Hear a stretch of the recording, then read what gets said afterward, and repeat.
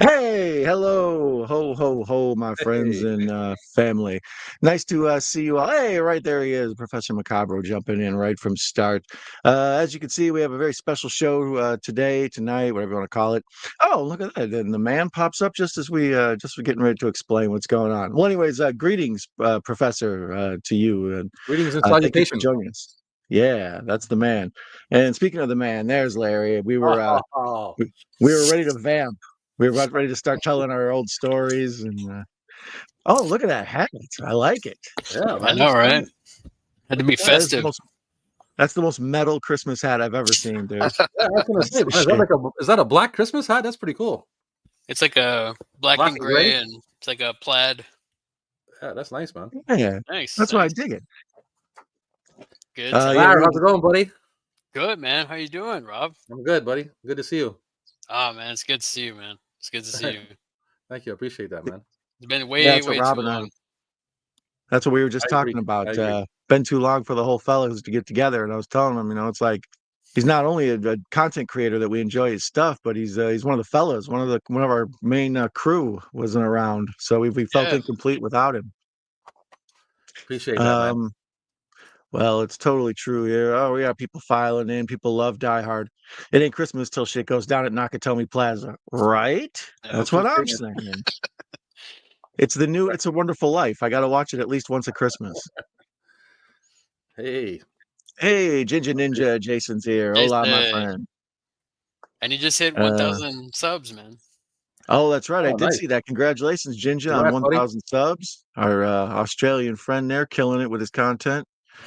Um, Our friend Chabot pops in. He says, "Hello, guys. How you doing? By the way, I'm watching Rosemary's Baby and up to 2008 in my memoirs. You're getting there, man. You're coming along." Nice. Kicking ass, boy. Yeah, it seems like just yesterday it was at 1995.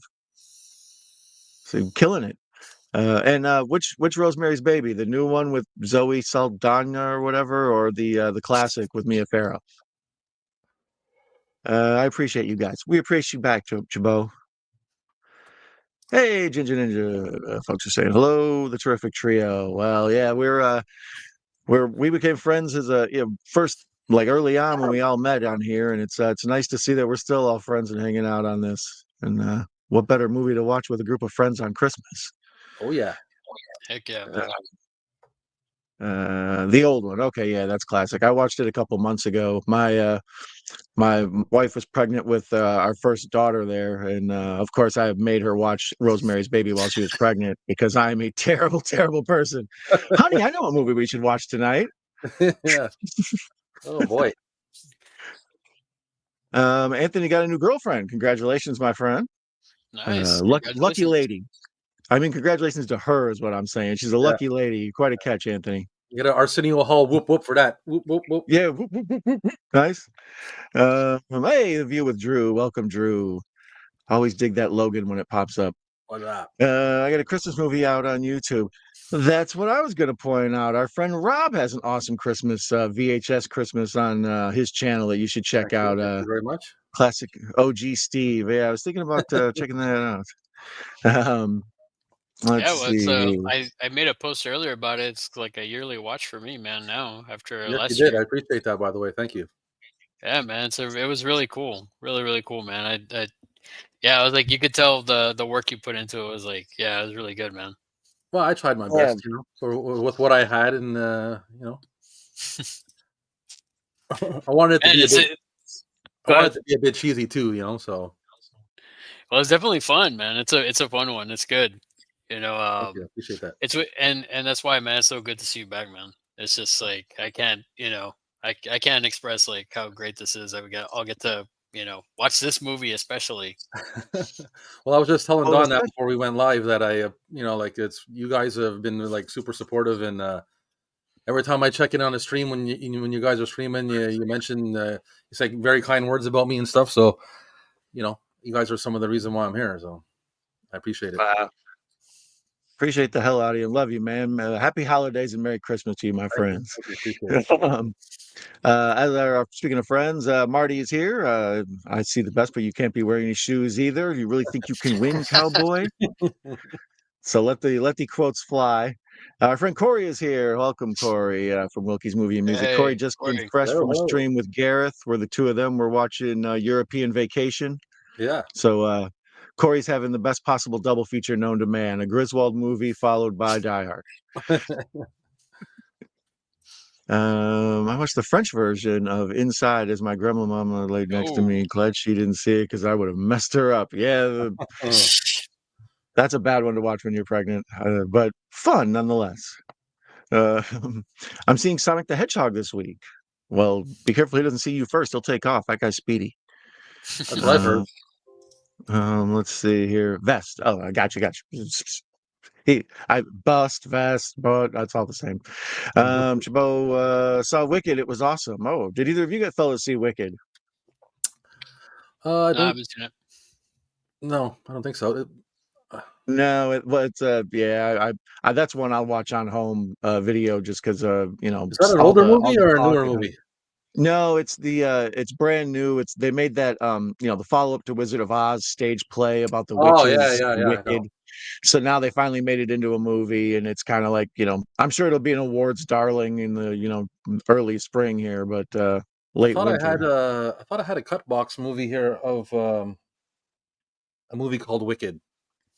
That's what I was thinking. I bet the movie Wicked, like that title, has probably been. Let's see. I was going to like a whole wrong place. Yeah, man. yeah, a different thing with Wicked. Yeah, that's you've Wicked got a volume. vivid got a vivid imagination. I think I don't know. I might be wrong, but I'm trying to look for it. Let's see here. There's Wicked 2024. I got it right Oh, here. and I stumbled onto one of my Easter eggs here on Google. Let's see what we got going on here. Yeah, look, what's this movie right here? Let me see here. Oh Jesus! Oh Jesus! Okay, sorry, you guys. You just caught me in the middle of a live reaction. All right, there we go. Sorry, before we get a copyright strike. There it is. Oh, sorry, Rob. Let's give you full. Where the hell is That's it? what I thought he was talking about. Oh, the Julia Stiles one, yeah. Yeah. Okay, got ya. I got it in pieces. There's the side, the back, front, the tape. How do I get? How the hell do I make the individual pop-up solo layout? That's what I was looking for. Jesus. There you go. Look, it's fun to watch me learn. There you go. You can see it well like that. Oh yeah. Nice. Uh-huh. That's what I was wondering. She's like the bad guy in that, right, or something? If I remember correctly. I don't think I've seen it. I think she's like the killer or something. This was like early in her career. Not Wizard of Oz. I know that. Yeah, no, not at all. It's Oh, by the way, if you Google Wicked, you get all three. You get a pop-up, one of those Easter egg deals that comes up, and the page flies all around, and it sings a song, and it's very witchy. So if you Google the movie Wicked, you get a little a fun one there. There we go, back to normal. Jeez, look at me figuring out on the fly. I'm learning about Google Easter eggs. I'm figuring out how to use StreamYard again. Rob's back. Cats and dogs living together. I found out last week that Professor Macabro, not only is he a evil professor, he's also an IT guy. So if you have any problems, you can hit him up. Oh, nice. You will be getting lots of messages. I've got my thumb stuck in my Blu-ray drive. How do I get it out? Did you try turning it off and on again? I got my arm caught in the USB port. Mr. Bones wants to know why this is entitled Into House. This is a very special episode. I was going to mention that. As many of you know the history of mine and Larry's show, Rob, for a long time, held down this time slot. And we always met up at this time slot on Rob's channel. And he'd always have some fun guest on, Captain Adam or Gareth from Video Tasties, et cetera, et cetera. And I've been on there, exactly. And we would hang out and just talk movies and then just have a nice friend hangout session. So Rob and I both took extended breaks, and Larry held down the fort and kept everything going. So a very special episode of both Into House and Rob's show at 6, and we got just everybody back together. And I thought we would do something fun. Me and Larry been intending to watch Die Hard anyways, so I thought let's all do this together as a crew. So it's technically not Into House, but What do we got here? I'm watching Hardcastle and McCormick. You watch a lot of stuff, Anthony. But He's committed, man. That Hardcastle boy's and McCormick, committed. a classic, the old TV show, I'm assuming. No Wicked, none the Wicked, only Wizard of Oz and Return Oz for me. Professor is a Wizard of Oz purist, I see. Mm-hmm. What about that? Yeah, with principles. What was that other one? The Disney one? The Sam Raimi one? Oh, was that Return to Oz? No, that it was Oz the Oh, Great and Powerful. yeah. There you go. Yep. Which you would think Return to Oz is actually more like scary than something from Sam Raimi, which is weird. Yeah, you wouldn't think that. I think that's the only Raimi movie I've never seen. Is the James Franco one you're talking about? Yeah, Mila Kunis is the witch. Yeah, I've never seen that one. I watched it once, and I can't even. You know what? I can only remember pieces of it. To be honest with you, I was probably passing out. Where do you guys stand on the? Where do you stand on the Wiz? I love the Wiz, man. When I was a kid, I watched that shit. I was like, I love Michael Jackson when I was young, so he couldn't do no wrong in my eyes when I was younger. It's probably not the best to watch it nowadays, but I haven't seen it in a long time. So, yeah, same here. It's been forever since I've seen it. I mean, I remember. I was all about Jackson 5 and Michael Jackson. I used to ease on down the road all the time. Ease on down the road all the time. My niece went through a Michael Jackson phase when she was like 9 or 10, catching up on all the old catalog and Thriller and all that. And I had her watch The Wiz with her, and it was, I don't know, it was a fun time to see her, that's Michael Jackson as the Scarecrow or whatever. Like, yeah, it was cool. Anything with Nipsey Russell. I'm pro Nipsey Russell. Yeah, for sure. Hardcastle created by Stephen J. Cannell. These are facts. Have Cheatable Views. Snicker Fan Club into house. Welcome, Patrick. Nice to see you. I love that Wicked. Not on Sweet Cool VHS, but Lowly Peasant DVD. Oh, I have that Wicked. Sorry, I gave him too much affection for it. I just tagged you guys on IG. Thank you, Anthony. It's nice of you. We appreciate it. Between Terminator 2 and Judgment Day and Die Hard, which movie do you like more? Ooh, that's a good question. Wow. I'm a Die Hard guy, obviously. That's hard, man. You know what? I would say Die Hard because I feel like in the last several years I watched Die Hard every year. It's been forever since I've seen T2. Nothing against T2, but I don't know, man. Die Hard is just a yearly watch for me, and T2, it's kind of like one of those movies where like, I'll watch it again eventually. That's a hard question, man. Yeah, I was like, oh man, but then I started thinking, what do I watch more in the last several years? I watched Die Hard. Well, I mean, if I was measuring it that way, I would have to say Die Hard because, but the thing is, the reason why that is because I've seen T2 so many times that I can't watch it anymore. Mm-hmm. So that kind of means like I really like that movie. So I'm going to have to go with T2, man. To be honest with you, I love that movie. I don't even like Guns N' Roses, and I love their song in that movie. Yep. You Could Be Mine. Yeah. Yeah, I love it. I had the tape, man. I had the single back then. Oh yeah, cool. Yeah, that's how much I was. I got the single for Nightmare on Elm Street 3, the Dawkins song. Oh, the Dream Warriors. Dream Warriors. Yeah. Nice. Yeah. I remember when that came out, that video, they showed it on Headbangers Ball, and they had the whole Freddy tie-in the video. That was a classic. You guys have you guys seen the video for Kiss's song? I think it's, what is it? Lick It Up. Yeah, I've never seen the video, but I know the. Man, I was watching Friday Night Videos. I don't know if you remember Friday Night Videos from back in the day, but I watch it on YouTube, right? When I'm in here hanging out and whatever. And they were showcasing Kiss, and they played that video, and oh my god, I was laughing so bad. There's a part where they're walking towards the camera as they're singing, right? Oh man, it's hilarious.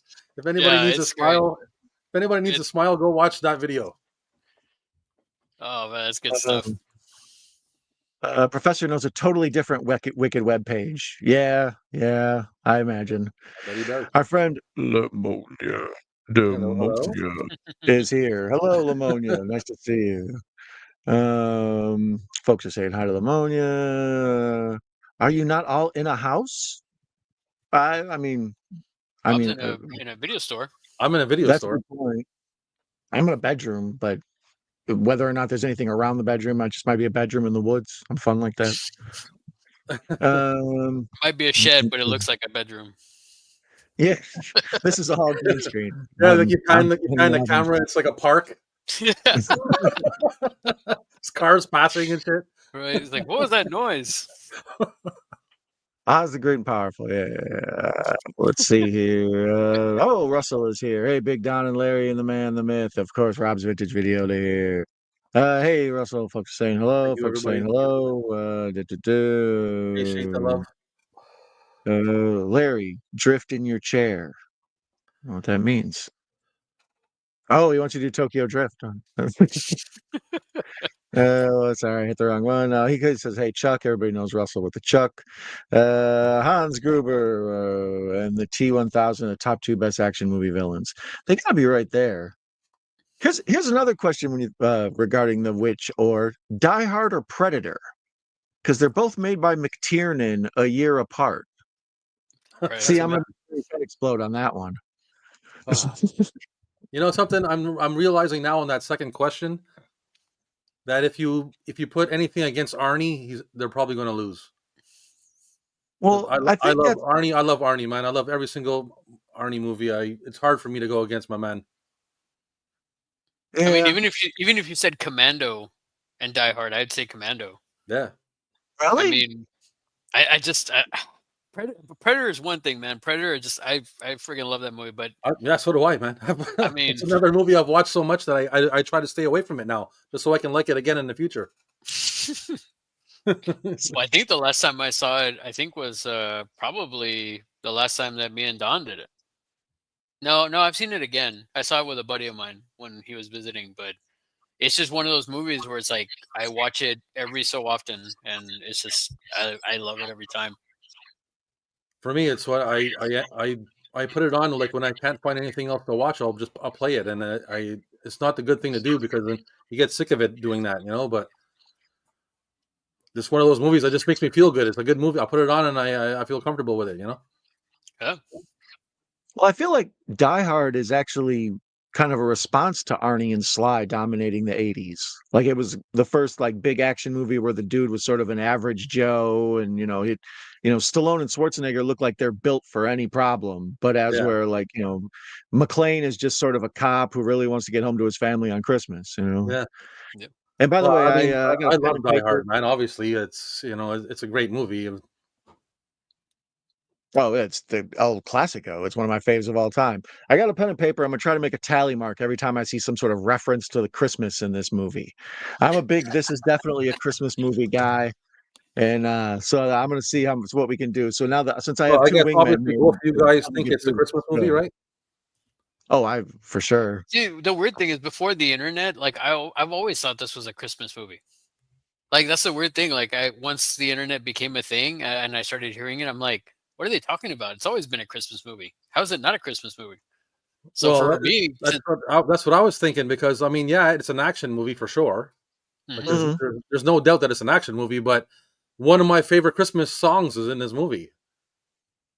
You know what I mean? Like I listen to Run DMC's Christmas and Holidays every year. So how am I watching a movie with that in it and it's not a Christmas movie? Well, that's always my excuse. Is it opens with Christmas music, it ends with Let It Snow, which is Christmas music. There's all sorts of like Christmas stingers and like jingle bells that play in the background. Every room's got a damn Christmas tree in it or some sort of decorations. There's even the tape he uses to put the gun is like a Christmas tape. It's all just Christmas, Christmas, Christmas.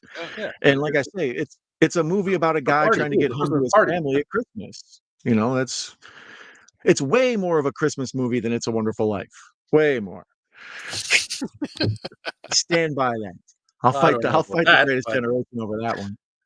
I love It's a Wonderful Life too, but I don't know what I would. It's as much as a Christmas movie as Gremlins is. That's for sure. Yeah, and I consider Gremlins a bit of a Christmas movie about gift giving and all of that. It's got to be. I think since it's not like a romantic comedy or sort of the traditional Santa Claus fare that people don't think of it as a Christmas movie, that's kind of the argument. Yeah, because a Christmas movie's supposed to be like heartwarming in some kind of way and blah blah blah. Yeah. Well, it's like But like nowadays, it's like Lethal Weapon is the argument now, right? Like everybody's like moved on from Die Hard to Lethal Weapon. Like I'm hearing that more. I'm like, what are you talking about? It's of course it's a Christmas movie. I don't know. Let me see if let me check this real quick here.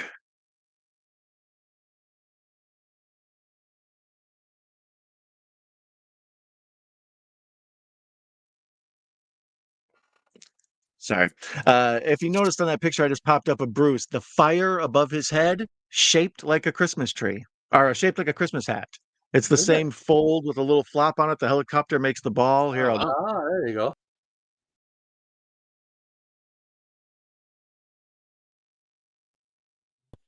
Yeah. Deep thoughts with Don. It's a little fold over. The helicopter makes the ball. Uh, but the difference between this and Lethal Weapon is I think this has so much Christmas stuff in it that it's Christmassy throughout. As where like other movies like Lethal Weapon, a lot of the other Shane Black stuff, apparently Invasion USA, a bunch of crap like that. They put Christmas, Last Boy Scout. They put Christmas in the background to remind, like, okay, this action hero is risking his life and jumping out of buildings and exploding and stuff, and other people are at home like drinking hot cocoa and trading gifts or whatever. Like, there's real world still carries on even in the middle of your whole action thing you got going. As where Die Hard, it's just like beats you over the head, like Christmas is now. We got to get them for Christmas, you know? Yeah, it's saturated with Christmas for sure. Yeah. And And that's the that's a thing. good Like, point too. It's a good point if the movie starts off and you're hearing Christmas songs. Hmm. Well, anyways, let's stop talking about Die Hard and let's watch Die Hard, fellas. How are you watching it tonight, Rob? I'm watching on VHS, of course. I got the trilogy right I here. knew you would. I knew you would. Uh, I got it all and queued up at the 20th Century Fox. oh yeah, the nice. classic edition, nice. You got it in the big the box set, sweet. Yeah, the three of them, the trilogy. I like it. I have it single somewhere too, but I grabbed it. It's off my box set shelf over there. Oh, okay. Yeah, I was wondering if you would have that or the old snapper case or what exactly you were going to whip out if you had it on VHS. I know you're a connoisseur. Well, I would have liked to pull out my single of it, but it's probably somewhere. I don't know. How many copies of Die Hard do you have on VHS? I got at least 4 or 5 different copies. I don't know if they're all different, Yes. but I got a bunch. I have a Bruce Yeah. Willis section. I have Bruce Willis, Van Damme, Arnie, Stallone, Seagal. I have all of them all in a section, like all by themselves, all their movies together. You know. Hmm. Nice. The old video store grouping. Yeah. Larry, how are you watching it? It's on Tubi. Oh, okay. Yeah, I also saw it was on Disney Plus or Hulu or whatever that package is. Yeah, according to Google, that's where it is. I'm gonna be watching it on Amazon Prime over my shoulder here. Um, Oh, it's on so Prime too. yeah, I'd be able to do Prime, so maybe less commercials. yeah, that's what I was thinking because my Disney package is the one with commercials. So I was like, oh, it's gonna pop up and drive me nuts. All right, let me see here. So both you guys are watching it digitally. Did you know what I mean? Yeah. Yeah, Um, unfortunately, I have the Blu-ray box set, the one that has most of them. I have No, that I'm one. just like I'm wondering about the time. Oh yeah. oh, yeah, the VHSs are what they're usually faster. Well, I mean, it just might have a little bit more. Might have more stuff in it too. You never know. Oh, the special edition. Oh, nice. We'll Well, see. I mean, just on digital stuff, they cut stuff out and whatever, Yeah, alter things without people knowing. And this is apparently the 2 hour, 12-minute version I'm watching here. Die Hard. this is, I think it's some kind of remastered thing. I don't know. Yeah, I have the DVD like big double disc set like that, the same one that Speed comes in, the like silver box with that, and like I have that one. I'm actually sitting on it. My underneath my bed is my entire movie collection. Like this spot in the room weighs approximately 1,000 pounds. I watched it last night. I have it on DVD as well. I have the three of them on. What do you call it? A steel book? Is that what it's Yeah. called? Mm-hmm. Steel case? Like, is it actually steel? Yeah. Yeah. I got the three of them. Those three on DVD and individually in the steel thing. Nice. It's part of my mother collected Blu-rays and DVDs. When she passed away, she left them to me. So I have like almost like 1,500 Blu-rays and DVDs. Yeah, that's a big collection, especially for someone with focus on the VHS primarily. Yeah, well, I mean, I collect VHS, but that was my mother's collection, so now I got a bunch of DVDs. Yeah, I never the DVD format I enjoyed a lot because of all the other added features that came with it and some of the other stuff, but I always missed the big like just something about holding a VHS in the box and everything. It always just feels more like it's like an album or something. There's a feel to it, a vibe. Yeah, You for all sure. lined up, Larry? You ready to roll? Trying to. This thing is like trying They to. fighting you? Yeah. I don't know what's going on. It's been weird. Well, maybe I'll just do it. Maybe I'll just do it on Tubi. All right. Yeah, see on Tubi Whatever. it says like 2 hours 12 minutes, just like yours. Yeah, I don't know. I don't think they include commercials in their runtime projections, so it'll probably be like 224 or something for you or whatever. But that's okay. It'll be fun to see where you're at if we finish early. So I'm all all right, you queued guys up. ready? I'm at 20th Century Fox. Same Okay. here. And I believe same here. What am I going on here? Do I got commercial? Skip. I heard 20th Century Fox. All right. We'll see. We'll push boundaries of copyright law here with the Die Hard over my shoulder. Well, yours is showing a lot more than mine. I don't think you can make mine out, eh? No, it's off to the No. side and it's kind of white. Yeah. But I was trying to at least crop it and get it up in the corner a little bit so it'd be somewhat hidden, but at least people would know where we're at. It's Die Hard. Die Hard should just be in public domain out of the kindness of people's souls. That's right. It's like why are we holding this from anybody? Everybody knows the movie over and over and over again.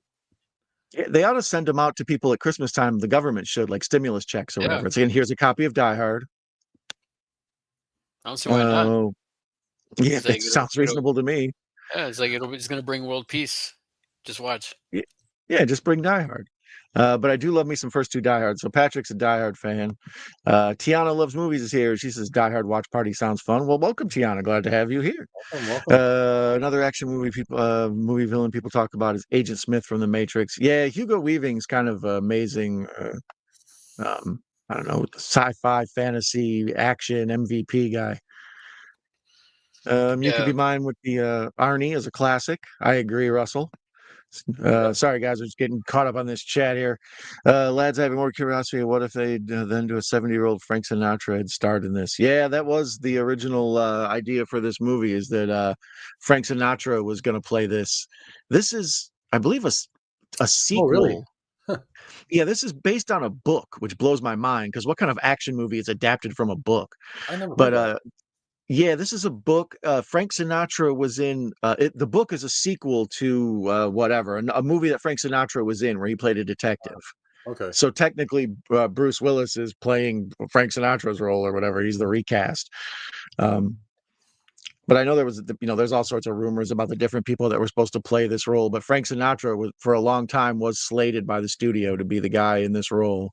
I don't know if I would have dug Frank Sinatra in John McClane's role, but he would have been good as Hans Gruber.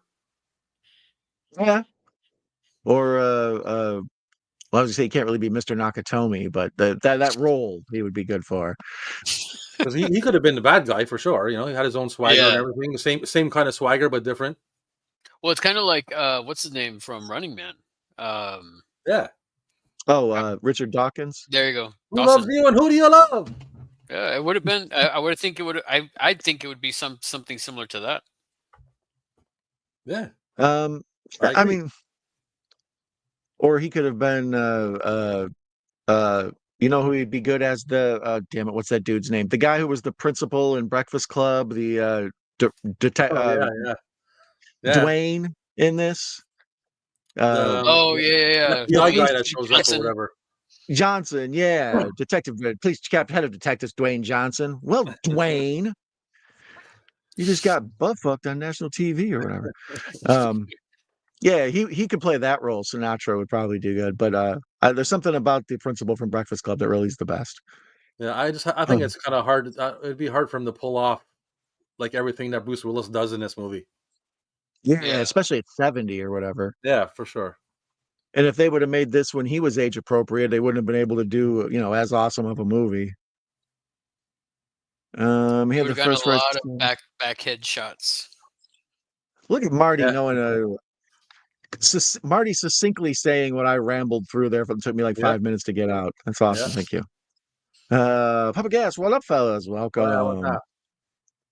Pop quiz, hot shot. Who wins in a fist fight between John McClain, Die Hard, Corbin Dallas, Fifth Element, Harry Stamper, Armageddon, or Joe Hallenbeck and Les Boy Scout? So out of the big Bruces, who you got? Man, I'm between McClain and Dallas. I'm gonna go with Corbin Dallas. Yeah, I think I'm gonna go with Corbin Dallas. Because I mean, Joe Hallenbeck too, though, man, because he was Hallenbeck's a bad hungover man. the whole time. He got his ass kicked, and he still won. Sort of. I think we agree Harry Stamper was a good dad, but he wasn't. He was an accidental action hero. He just had drilling skills. Okay, so he left the planet and saved the world. So yeah, I mean that was impressive. But yeah, I don't know. I think I would take McClain first, Hallenbeck and Dallas as a flip a coin, and then Harry Stamper last. I don't know. That's tough though. It seems like he'd be too distracted at Ben Affleck in the crowd. And well, see, the other thing too. The other thing that's interesting is if you think about it, Corbin Dallas and Hallenbeck, they were both like sort of in the service. Yeah. If you think about it, because Hallenbeck was a Secret Service guy, he was like he was that, and then Corbin Dallas was actually in the military. So if you really think about it, technically they could probably beat John McClain, but it's still, I don't know, man. I would probably go McClain. And I think you're right. And I think out of those two, I think Corbin Dallas edges out Hallenbeck. So yeah, the future stuff helps. He's got advanced knowledge of all the different weaponry. He can fly a car. Hallenbeck could be all confused at how. The fight but itself. Also, like, listen, Hallenbeck, like, he protected the president. He was a military guy. He protected the president, all the stuff like that. But Corbin Dallas, he had like a whole list of like when he drops out a whole list of everything he can do, all the commendations, and he's like, out of everybody, you're the only one that's still alive, and he had like commando status. You know what I'm saying? Papa Gas says, Papa Goss, Jesus, my eyes are getting terrible. The fact that it takes place during a Christmas party alone, right? Lamonius is totally fair. Here's a big question between T-1000 and Agent Smith. Who do you think is a better villain? T-1000. See, I'm going to go Agent Smith. He dominates that movie with his creepy, calm, like bland whiteness. Just as he's got zero flavor. Mr. Anderson. Yeah, his lack of soul, like he just has zero flavor. There's no style to that man. He's just a drone person. He's creepy as hell. As with the T-1000, it's like it's fascinating and interesting. And now, I love robots, man. I'm down with robots, so I'm going to do a T-1000. Now, that's the thing though, because in the second Matrix, doesn't he start like assimilating other people, or he's having them assimilate him? Although the T-1000 can assimilate anything. Yeah, but he can make multiples though, right? Because he can just keep cloning himself. As where the T-1000 isn't it just one contained? It always has to like come back together or whatever. Yeah, that's what I'm kind of curious with. But if they had a ton of T-1000s, that's the answer. Christmas is the catalyst for this flick's events, and Don's dead right. It's a Wonderful Life only turns into a Christmas flick at the last 20, 25, 15 minutes.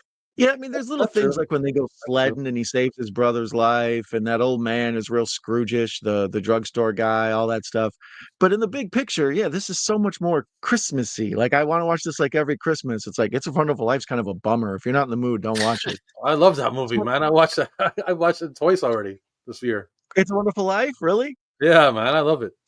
Like I mean, at the very end when he runs by and he's all happy that it's Christmas, it's the same Scrooge kind of ending thing, and he's like, "Merry Christmas, movie house, Merry Christmas, Yeah. drugstore," all that, like, No, I and then agree that mm, I'm not going to argue with that. I mean, in the last 20, 50, yeah, well, yeah, for the most part it is. I agree, but it's just, it warms up, and it sets it up for the Christmas part. Hmm. But it's black and white, and there's snow, and I don't know. the main thing about it There's to a me has always moral. He been, learns the moral lesson at the end. I think it just yeah, adds like the black and white adds to that classic.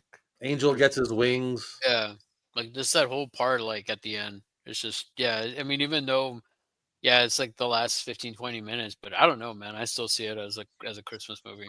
Yeah, I never thought of it as like, oh, it's half or it's like 75% of a different movie, and then it's Christmas last 25, 30%. I've always thought of it as a Christmas movie.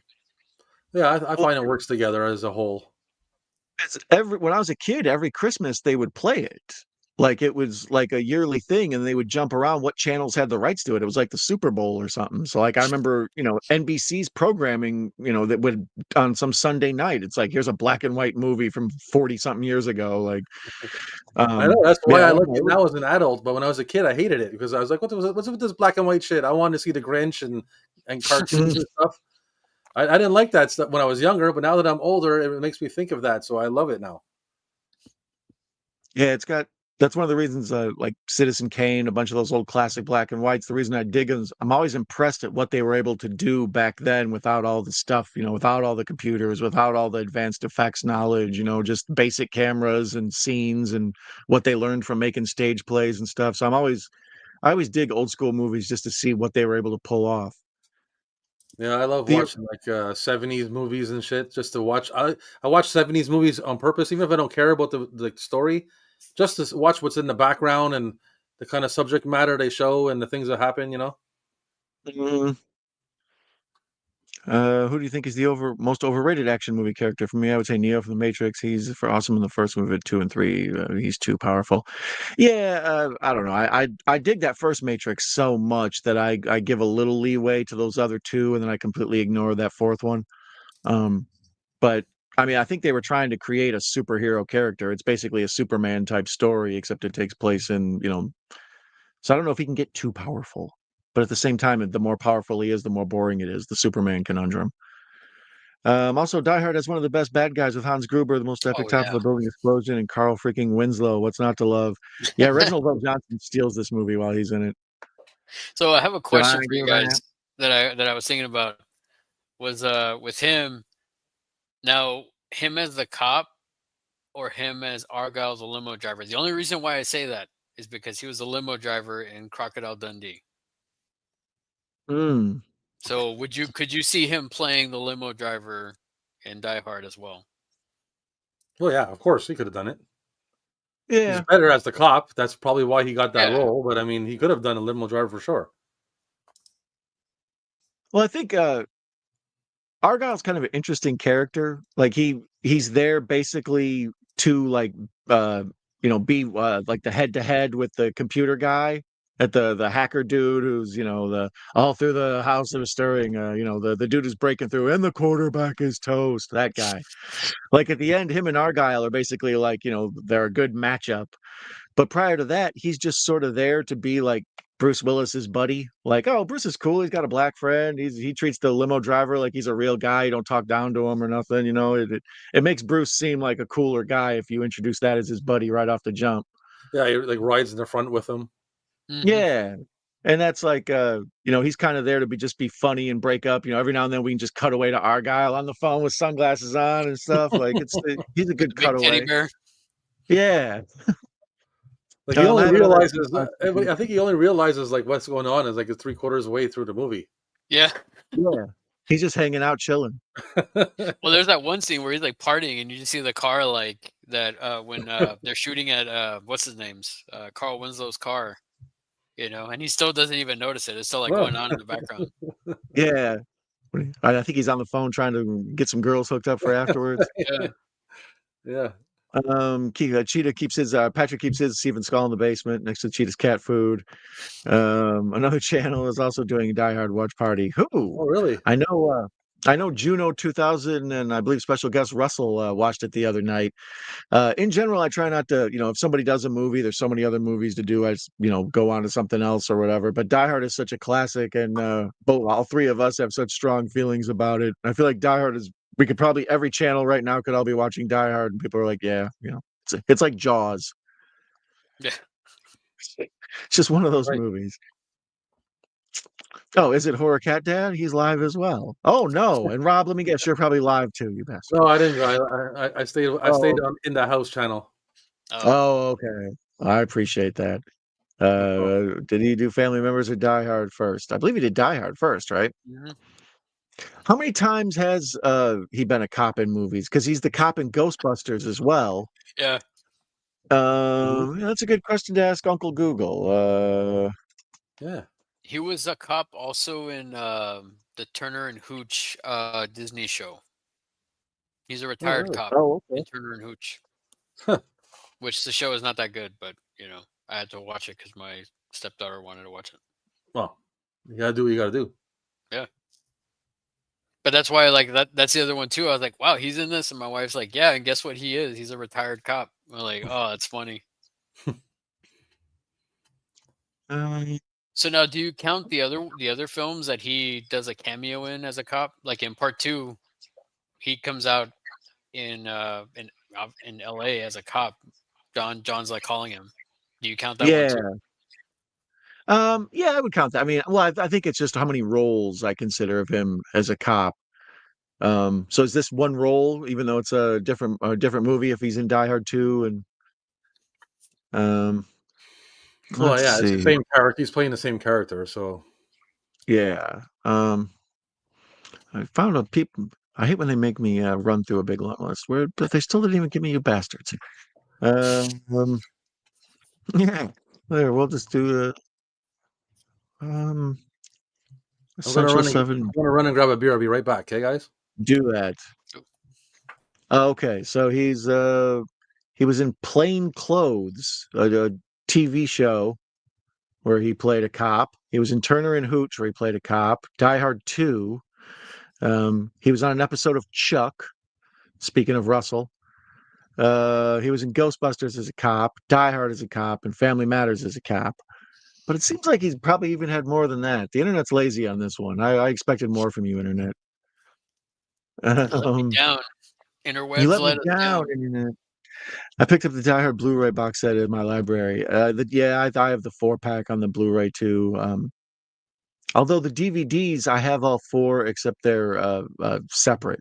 How many are they on now? Are they on like 6 or some shit? I don't know. What they go to what 4 for Russia? Oh no, 4 is Live Free or Die Hard. Yeah, Live Free or Die Hard, and then Russia. And then was there one after that? I don't know, man. I never saw. Happened and everything got to be a blur. And I don't think so. I think there's 5, right? There's 5. Just the 5 that Russia's the last one. I think so. Okay. And that's the one wrong. where I'm pretty sure. That's the one where it's like his son or something, right? Yeah.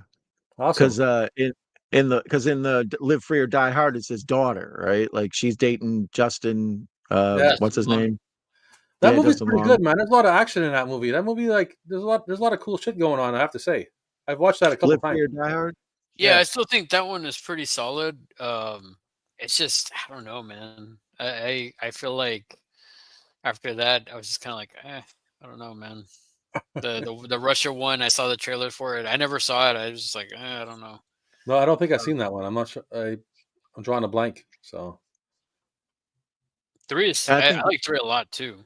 I think Jeremy Irons as Gruber's brother. I think he did a pretty good. I mean, nobody's gonna beat Hans Gruber, but it's just like I thought he did a pretty solid job. I like how they connected that too. Yeah, it was okay. It's the weakest one out of the 3 anyway for me. Yeah, definitely. With a Vengeance. Yeah.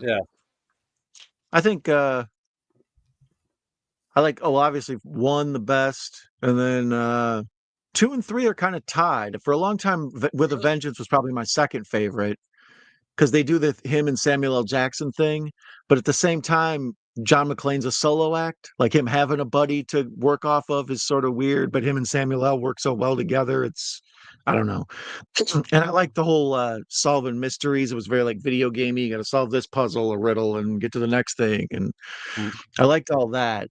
But yeah, the fact that it was out and moving around as opposed to being trapped in a confined space. But part of the charm of John McClane is that this just sort of falls in his lap in this first one and he figures it out and comes away. And then by the time it happens again on the second one, you're like, maybe it's you. and, then the third one, it's like they're specifically targeting him. And then in the fourth one, he's just like, this is what I do now. This is my part-time job. I save the world. And everybody knows him. Everybody knows like he's a total badass. So it's like, you know. I liked them in the order they come. To be honest with you, I like the first one the best, the second one the second, third one third, and the fourth one fourth. Yeah. And I don't think I've seen the fifth one. I'm not sure. The second one has a very similar tone to the first one. It's real shadowy and the music and everything, and it feels like that. But once they get into vengeance, you know, they're outside and it's sunny and it's a lot of different locations and it feels like a different type of continuation.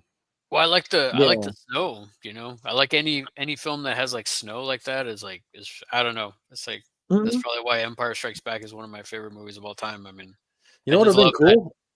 You know what would have been cool if they would have done Die Hard 2 the exact same way they did it, but it was right after Die Hard 1 and his wife and him were like at an airport going somewhere.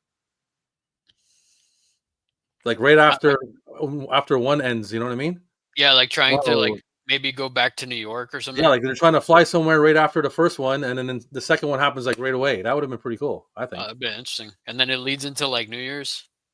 Yeah, that'd be interesting. Now your shit's coming up. Russell says he's not watching. He's seen it so many times he can play it in their head. There you go. Never understood why that guy kicked the server. That's not going to do anything. Movies lie. I mean, like the professor, I'm an IT guy, so it's like that's not going to do anything. I know. Sorry, man. It's just like every time I see that part, I'm like, that's not how it works. These guys are not on point. Yeah, this movie's lying to me. Paul Gleason is the Dwayne Johnson or whatever his name is. Dwayne Johnson. That's his rock on, buddy. Oh my word, you said butt fucked. I love that for you, right? I did kind of sneak it in there. That's how far behind I am on these chats. We're all the way back at BF'd. Paul Gleason, we're gonna need more CIA guys. That's one of my favorite, like low key, dry lines. Well, we're gonna need more CIA guys. Corbin Dallas was pretty good at getting out of crazy situations. I wish they would have made more of those Fifth Element movies. I love that. That's another movie. Yeah. For a while, I think they were, because I mean, it did well in the box office, and I mean, everybody I've talked to, I've never heard anybody say they don't like that movie. Yeah, I mean, it's action. It's sci-fi. Bruce Willis. Go ahead, Rob. My nephew's name is Corbin. Does he live in Dallas? No, if I'm not mistaken, I think his middle name might be Dallas because my sister named him after that movie. Oh wow! Wow. Yeah, that is good trivia. None of the rest of us have a family member named after him. I'm not that good of an uncle, so I should know his middle name, but I think it's Corbin Dallas. But I know his first name's Corbin at least, so that's pretty good. Nice. That's pretty cool. What about Hudson Hawk? Love that movie. I was gonna say I actually caped for Hudson Hawk. It's one of the most like people hate it. People talk about what a flop it was, what a big waste of money. I kind of there's a lot about it I like in Hudson Hawk. Oh man, I that's one I saw it on Showtime so many times back in the day. Mm-hmm. And every time I love that movie. It's so batshit that it's just it's great. I haven't watched that. I remember watching it back in the day, and I don't think it's a bad movie. To be honest with you, it's been so long I can't even hardly remember it. I should probably revisit it, but it's such a like goofy party in the future. Like, I remember it's like he's some kind of thief in something or whatever, right? Yeah, him and Danny Aiello were like cat burglars. And Yeah. I recall it, but it's been so long since I've watched it, so I'm gonna have to revisit that one. it's got Richard Yeah, E. Grant and what's her name? Sandra Bernhardt. yeah. And who is it? Andy McDowell? Is that who the woman is in it? The love Yeah. interest, the Mhm. nun, the Vatican nun. The hook to that one is that they to keep their timing in sync so they can meet up and stuff while they're performing their heists, their cat burglaries. They sing and then they time out their music so they know this song is this many minutes long. So I'll see you in 4 Jeopardy theme songs or whatever. Yeah. So I which is one of the remember. things people hate about it. It's like, why is he singing? I think Mm. I think on one of my old streams with Captain Adam, where we talked about this, and I remember saying the same thing because I think he's a fan of that movie, and I was like, I haven't seen that in forever. I still haven't seen it.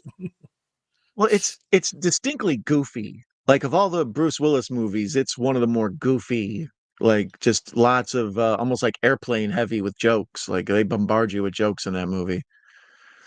And then Uh, we have to mention, Vigo's in the house on this movie. Isn't that oh, he Vigo? is the Isn't the that Vigo, the brother. guy with the ponytail? No, the guy with the ponytail that's one of the henchmen. Hmm. Isn't he Vigo? I think I'm pretty sure it's Vigo. Now that you say it, I think it is. I'll have to see him again when he pops up. I'll be watching over my shoulder and see if I keep an eye out for him. But yeah, I remember I think that big faced moon faced rascal is in here. I don't know. I never noticed that. We'll keep an eye out for it. But for a long time, I was You mean convinced that the Vigo the when they take out Carpathian? the guy behind the counter and they have a replacement guy come, I was convinced that was Huey Lewis for years. I'm like, I that's was going to say that. I was just yeah, about to say that, man. yeah. The I first was time the you see same me, like, way, man. I was just I about was to the say same. that. The I was guy, the hey, same the guy way. at the opening, the beginning, that's Huey Lewis, wasn't it?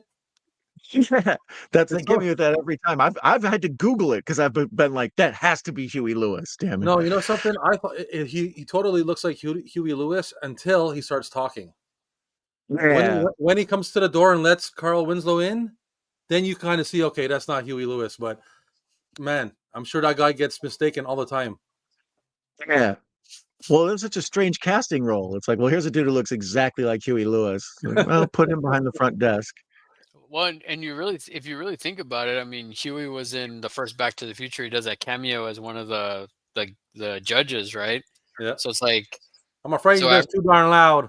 yeah, so it's like you would think like, oh, maybe maybe it was him because he was trying to like break out into films, but no, yeah. As I got older, I was like, oh, it's not him. But It no, looks yeah, like him, though, I man. was It the looks same like way him. too. I was like, Huey Lewis is in this. What was that movie he did with Gwyneth Paltrow? Duets or something like that? Like I it was never, like a I never saw karaoke that. movie. Like yeah, or something like that. I remember him I don't think I've Cruisin' seen that. was like a radio hit. Merry Christmas, Bedford Falls. It's a Wonderful Life. Buffalo Gal, won't you come out tonight? That's how far behind I am on the chat. We're still back at It's a Wonderful Life. I love Harvey Jimmy Davis will write Stewart a too, book man. for He's his like, son. I love Jimmy Stewart in that movie. The Man Who Shot Liberty Valance, some classic Jimmy Stewart. They got movies ready to roll, so we're back at the movie starting. They're already playing in the background. Oh, look at that Lamonia. All right, thank you. Don and I are completely synced, so I don't even have to watch it on the TV. I can just watch it in front of me, Yeah, looking at it. Nice. Saint Ranger, nice to meet you and have you here. Let's see here. Roland, the first name was Hans. Russell, you got a lot of aliases, man. Are you Carlos the Jackal? You can catch these Hans. Give it up. Give it up. That was yes, I like it. Hans Werner Schumacher.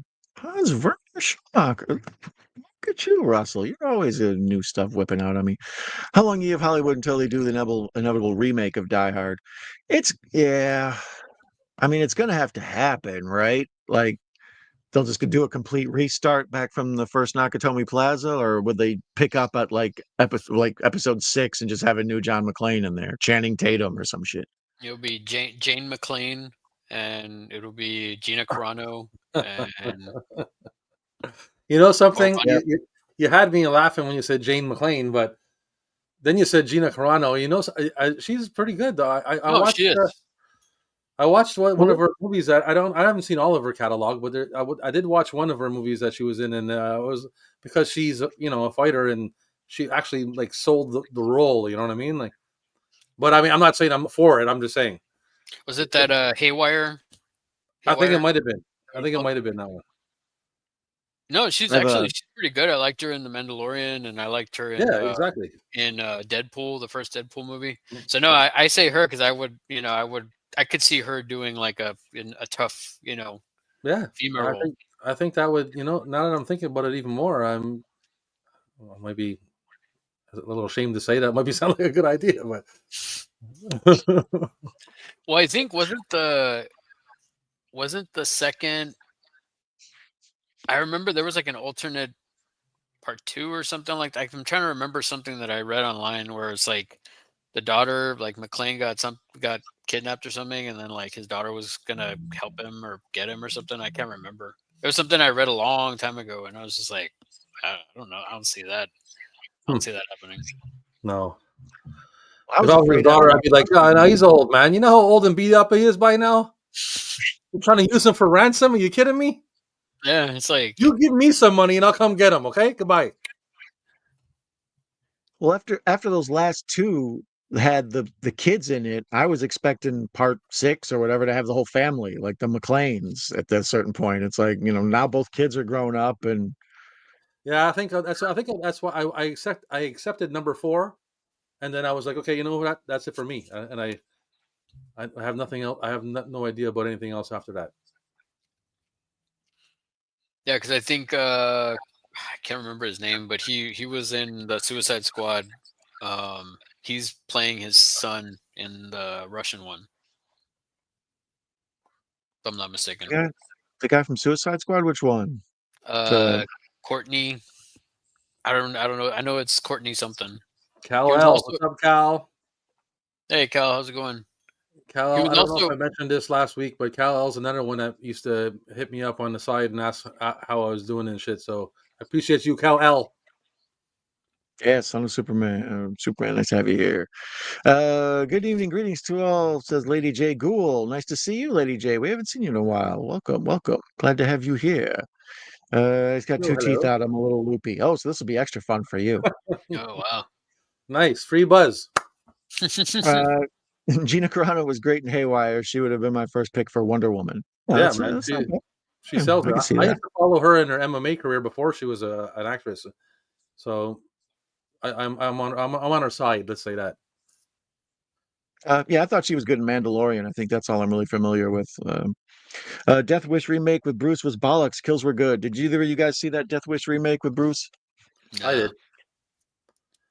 I've been meaning to, because isn't that an Eli Roth movie, I think?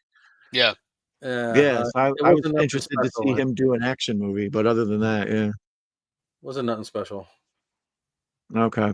I think I've seen it twice too. I think I watched it once on my own and once with somebody else, and I'm still like. Did you ever see Death Sentence with Kevin Bacon? That's a good movie.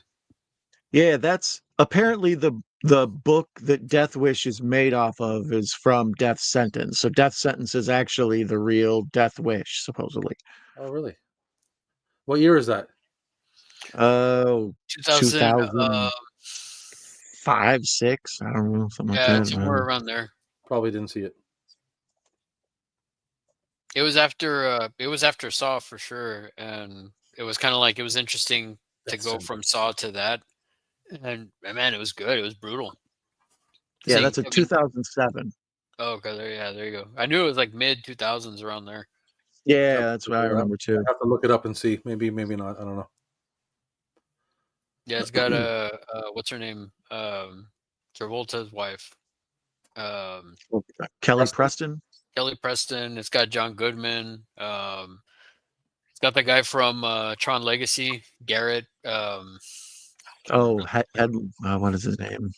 Yeah, I know what you're talking about. Lady J says she hasn't been well. Sorry, guys, to see you. Oh, well, most importantly, I want you to feel better. It's nice to see you here, though, and if you're with us, that means you're hanging in there. So I'm glad the teeth are soon. Hopefully, I hope the teeth feel better. If you hit me again, I'll kill you. Bruce kills Canadian actor Kim Coates from SOA. Was that in? Last Wasn't Boy that in Scout. Last Boy Scout? Yeah, Told you. I had that since film on DVD. Oh, he's blowing little kisses and it's nice. Let's see.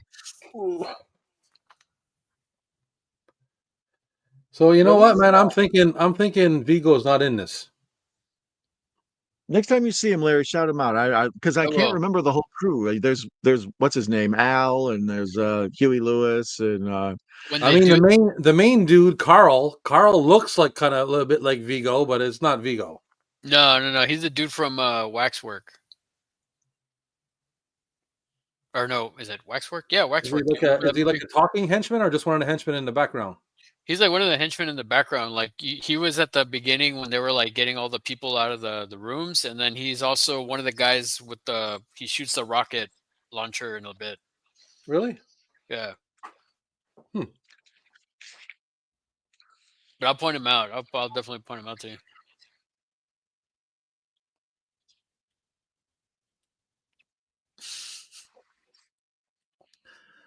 Nakatomi Plaza.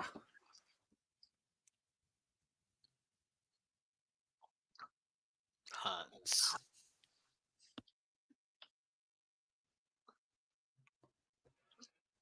yes, he plays James. His Oh, name okay, is so he is. Wilhelm von Hamburg. He passed away in 2004. Vigo. All right. Yeah, I wasn't sure about it too. I know that the crew is just Sorry sort for of doubting you, my hodgepodge. friend. He's also in Digstown. Yeah, and He's- Silence of the Hams. Wow. Yeah, the main thing I remember him from is In the Mouth of Madness. He's like the guy who lost his son or whatever. Johnny boy. Lady J's, you were very welcome. No, that's Cat not and him. Owl back with the VHS Warrior, right? Yes, sir. We're getting the band back together. Kim Coates always dies hard along with Al Leon. I don't think he dies in Bad Boys though. I think he just gets arrested. Oh, well, yeah. If there's anybody you got to leave alive for another movie, it's him. Well, I just find it weird, like to have somebody like Kim Coates at the just like that, basically like a cameo at the beginning. He lives that guy lives like not far from where I live. Oh, really? Yeah. He is super cool, man. I got to meet him a couple times. He's just like he's super chill. I saw him like I've never met him, but I've seen him like I was in the same room with him and everything. Cal says he blew no kiss, but I say that's what this is, so I'm sticking with it.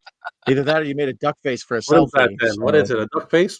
A duck face is Yeah, like a kiss I thing. guess. I don't know. He's being sassy. He ate some sour candy. You know what? I take back about my smooch sound. You get no kiss. It's the what you talking about, Willis.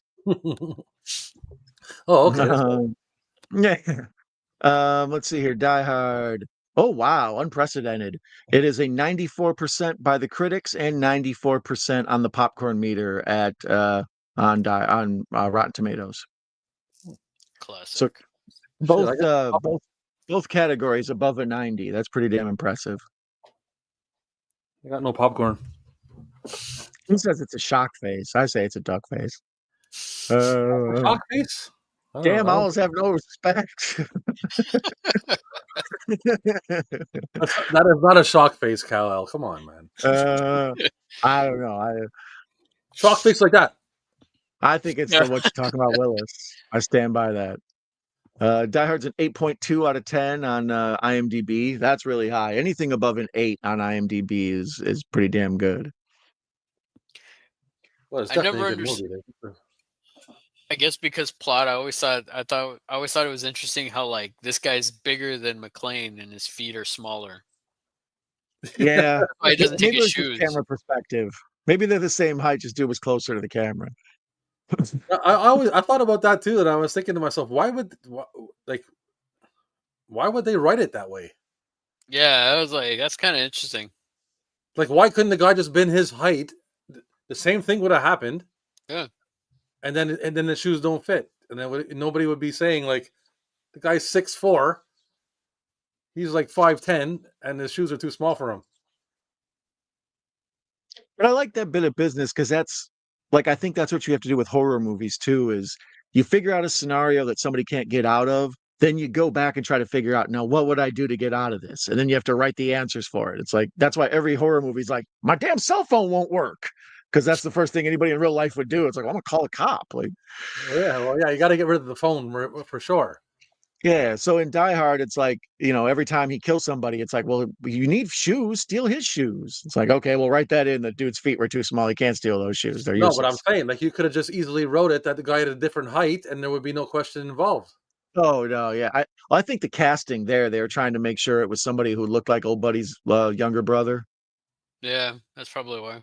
But at the same time too, like you're addressing it. You're addressing it in the dialogue. You're saying this Yeah. guy's shoes are too small for me. So right Maybe it away was you're about implying ballet that the guy should dancer. be smaller than him. Hollywood's just struck for, I don't know, albino-looking blonde, Sometimes weird Swedish-looking, writing, Norwegian, is good like Scandinavian, that. just throw out all these words. The other thing too is like, why didn't he try to take somebody else's shoes later on? Yeah, I'm assuming each of those times he's just probably in too much of a hurry because shooting or exploding or something's going on. Maybe. But it's a good it really adds it's a simple way to add more drama and just like emotion to the movie. It's like, well, what if he had to do it barefoot? It's like just the simple thing of having shoes on means quite a lot when you're in an action movie. Well, listen, Well, even, hindsight is 2020, but here's a perfect solution. Okay, how about this? We go back in time. We make everybody take their shoes off at the door because it's a Nakatomi Plaza and no one's got shoes on. there you They're all shoeless. go. Make Out sense? of works. respect for the That's tradition, French, do it. But to be honest, though, I don't think I've ever had a prolonged plane ride where afterward I don't do the toes with making the fists in the carpet. Like every time, that's like the first thing after I get checked into a hotel room. It's like I got to take these shoes off and make fists with my toes. So Die Well, Hard, something I'll say. I don't know how many people know this, but I mean, doing that is how you get rid of shin splints. I didn't know that I that. didn't know. Have you ever had shin splints before? Yeah. Mm-mm. When you're walking I too never much, had and you them. get like shooting pains up your shins, in front of your shins from walking too much. Mhm. To get rid of that and to keep that away, you put your foot on a carpet on a towel, and you pull the towel with your toes. Strengthens the muscles here, and you don't get shin splints. That's what he's doing. But nobody thought they were going to get shin splint advice on this one. He wasn't just like stretching out his toes like a cat. He was doing shin splints shit. There's another I never knew that, man. That's man. That's what that's what they're referencing. He's doing shin splints from walking a lot and being on his feet a lot, and he's easing his shin splints on the carpet with his foot. Another scene to me that makes this a Christmas movie. There's no reason for him to say the ho ho ho. Now I have a machine gun with the hat. It's like it just got to keep working Christmas back into it over and over again. Yeah, I'm sold on that. Yeah, man. I mean, to create a greater feeling of spontaneity between the two actors, Bruce Willis and Alan Rickman didn't rehearse the scene when they first meet up. Welcome, Bronson. I appreciate that insight. Yeah, I have heard that before. That they wanted to make it feel like they weren't used to each other and they didn't have like a chummy feeling. When the first time I saw this and Rickman goes into that American voice where he's scared and he says, I'm doctor, whatever, just all Clay. of that. Like, That's Bill Clay. Yeah. Yeah. Yeah, I love that. Because it's so good. It's like, oh, you got your guy, and then he tricks him, and you're like, Bruce, don't fall for this. You're gonna let him go. And it's like you're almost like, how can you be tricked by it? Because as the viewer, it's not him, and you're like, he's doing a good job, but he's not. It's really him. Can't you see it? Mm-hmm. Well, I feel like even when he's doing the don't kill me, like he kind of breaks the, you know what I mean? Like you can kind of hear the voice. Yeah, that's what I'm saying. Hans, so it's just like, oh man, how does he not pick that up when you first watching it for the first time? I was like, oh man, how does he not know it's not him? And he's like, oops, no bullets.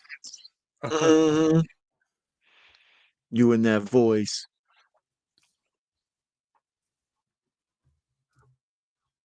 Theo, that's his name. I couldn't think of it. The quarterback is toast guy. Huxtable. Yeah. Rudy and Theo.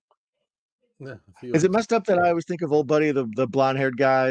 I always think of him from The Money Pit. Tom Hanks and Shelley Long. You ever see that one?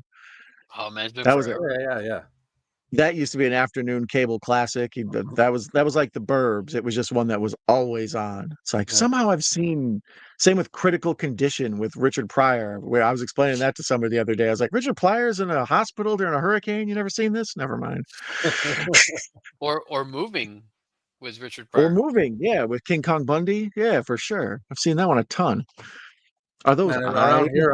around here on TV, that Brewster's Millions plays like crazy, Oh, nice. That's a classic That's too. like crazy. There was a phase in my life where I thought of Brewster's Millions at least like once a week. Like you'd see something that was just a ridiculous waste of money, and like there's some Brewster's Millions shit. Like you could, that's a good way to spend a bunch of money and have jack shit to show for it. Let's I like see. that he mails that Bronson stamp says. too. Bronson says he always thinks of Alan Rickman as Severus Snape every time he comes to mind. The Harry Potters were slightly after my time. I've seen them all, but I was like a grown man, by the time they were out. I was, in my 30s probably when they came out. I haven't So seen like, any of them. yeah, I've seen, I believe the whole thing, the whole series. I don't know. I don't know if I remember that last one, but anyways, so to me, it's not as impactful, but I could see how a whole generation, that's what he would be, like. The same way we think of Harrison Ford as like Indiana Jones or Han Solo or something. It's like, yeah, Alan Rickman is just, Snape. I have no problem with them. I've never watched them. I've seen bits and pieces of them because I have kids, and but no, I never watched a full one. Yeah, I still haven't seen the last two. I've seen them before, and I didn't like them until like they started getting darker, which was like Mhm. the Prisoner of Azkaban. That's when I started like, oh wow, this is actually legit. Yeah, It's with got the werewolf one. and but no, Yeah. it's not one that I haven't read the books, and it's not one that like I had to go see it in the theaters. I just waited for it to come out on HBO and I'd watch it. I can't remember if it was Christmas or Thanksgiving, but for a while HBO would show the marathon for some holiday. Might have been New Year's Day even. But yeah, that was their hook. It's like we just at 10 a.m. we start the Harry Potter movies and they run all day. The same way Yeah, like TBS shows A Christmas Story and all that. that's what I'm saying. Like I've seen like bits and pieces of all of them because of things like that, but I've never really watched a full one. Yeah, Russell brings up a point. He brought it up before, but I figured we would talk about it when we got there. But on that famous scene at the end where they drop him from the building and he has that horrified look, they let him go on one beat too early, so he was caught off guard. And when we get to that, we'll point it out. His face was like, yeah. Never seen a Die Hard movie. Cal, What? You're watching one right now. Yeah, here, just follow along. Look at that, 74 cents for gas. Give me a break. Come on, Cal L. Says Carl Winslow. Just as he said that, I saw Carl Winslow. That was nice. Cal, you should definitely, yeah, for sure. See one. At least one. You got to see one. What's your You know what? favorite? And one's enough. One's enough, really, if you Yeah. look at it. Oh, for sure. Because two is very much like one, and Mhm. okay, three is a little, in my opinion, a little bit less better than two. So, and then four is a little bit less better than that. So, you just watch one and you're good. Yeah, that's all you really need. I play this game with franchises all the time. Like you take one that has just a ton of movies in a franchise, then you figure out what one do you need to see. So like Halloween, most people would say the original is probably all you would really need to see to get the basic idea of who Michael Myers is, etc. One or two. Um, for Friday the 13th, I would say 4 is my best example of a Jason movie because it just has pretty much everything you need to know about Jason. It tells all the stories. There's a backstory scene. There's the stuff with the brother. All that stuff that's in there. Yeah. So with Die Hard, I would think the first one is the main one. I would tell somebody they need to see. Oh yeah. What would you say? Star Wars, Empire Strikes Back. Yeah. Yeah. What about Indiana Jones? To me, I would say Raiders, but other people would say Last Crusade or Temple of Doom. I mean, for me, I was, just technically, I would say Last Crusade because I think they kind of wrap everything up. I don't know. Yeah, Last Crusade is great. I mean, I remember I used to be, for the longest time, I used to be a huge Temple of Doom fan when I was a kid, and then when I saw Last Crusade, forget about it. That's my favorite indie film. I saw Last Crusade in the theater. I was the only one of the three that I saw in the theater. I actually went with my father. It was like the only time I was there with just him and I. I think my brother might have been there too. But yeah, I think my favorite one is probably The Lost Ark. Yeah, that's my personal Raiders is probably favorite. my favorite. Raiders. Just because it's so, I don't know, there's something about it. Just it's one of my favorite looking films. It's a really nice looking movie. Sometimes I toss back and forth between that one and Temple of Doom.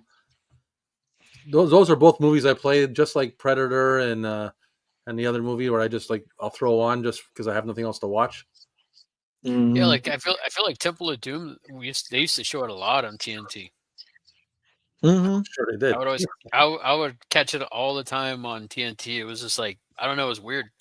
That's why maybe I liked it so much back then. But then, like I said, my dad had like the trilogy on VHS, and yeah, I saw Last Crusade, and I was like, man, this movie's awesome. And then, I mean, Sean Connery as the dad, you know. This one here? Yeah, it has that whole backstory thing where they show him fight on the train, where he meets the guy who he kind of grows up to want to be like, and the whole thing with the whip cutting his chin. Yeah, and that's why he has the chin, the scar. Yeah, in the Fear of Snakes, there. River Phoenix, was that his name? Mm-hmm. Yeah, and that's another thing. River Phoenix, one of his last big roles where he got a lot of acclaim before he passed away. Macabro says, "Don't see 5, Cal. Go with the first one. One day when we get the chance." H2 over 78. Really, H2 over 78? I don't know. I mean, I enjoy Halloween 2 more than other people, but I think 78. It tells the best story of like just pure evil with no real explanation for why, and it ends with him getting away. So there's that feeling that the boogeyman is always still out there, and he may come for you, not just Jamie. Mm-hmm. I'm watching a UK movie series called The Last Detective. Oh, really? I'm unfamiliar with it. I'm a Willis fan, so I would watch all. Yeah, Bruce is pretty awesome. I'm one of these days I'm gonna have to go through and watch some of those films from the back half of his life that the director Redbox films he was putting out there. He made probably a good 40 movies I never saw. And it feels weird because it feels like, oh, I've seen all the Bruce Willis movies. Like, no, you didn't catch those last 40. No, you haven't. Yeah. Well, see, like I like that other movie, Red, but I haven't seen part 2. Have y'all remember that one? Yeah, I've seen 1 and 2. Malkovich is like a nut job, and I haven't seen the second one. I have seen the first one. I liked it. But... Is there only 2? I feel like there's more than 2. Is there? I think there's only 2. I know. I've seen 2 of them. That's the problem once they start building these franchises. I never know how many they have. Have you guys seen Sweeney Todd, the Demon Barber of Fleet Street? Alec plays a character named Judge Turpin in it. He famed Sweeney Todd so he could steal his wife from him. I own that disc, but I've never watched it. The Tim You Burton. never watched Sweeney Todd, man? I love that movie, man. I know I would dig it. I love that movie so much. It's a musical, right? And it's like, I don't like musicals, and I don't like musicals either, man. I'll be honest with you, I don't like musicals, but I do like Johnny Depp, and he's actually singing the songs. The songs got pretty. I like music, so the songs got pretty good melodies, and the movie is super dark, man. Super dark, super gory, super like gothic. Like if you like horror and shit like that, and you never watched Sweeney Todd, you got to check that out.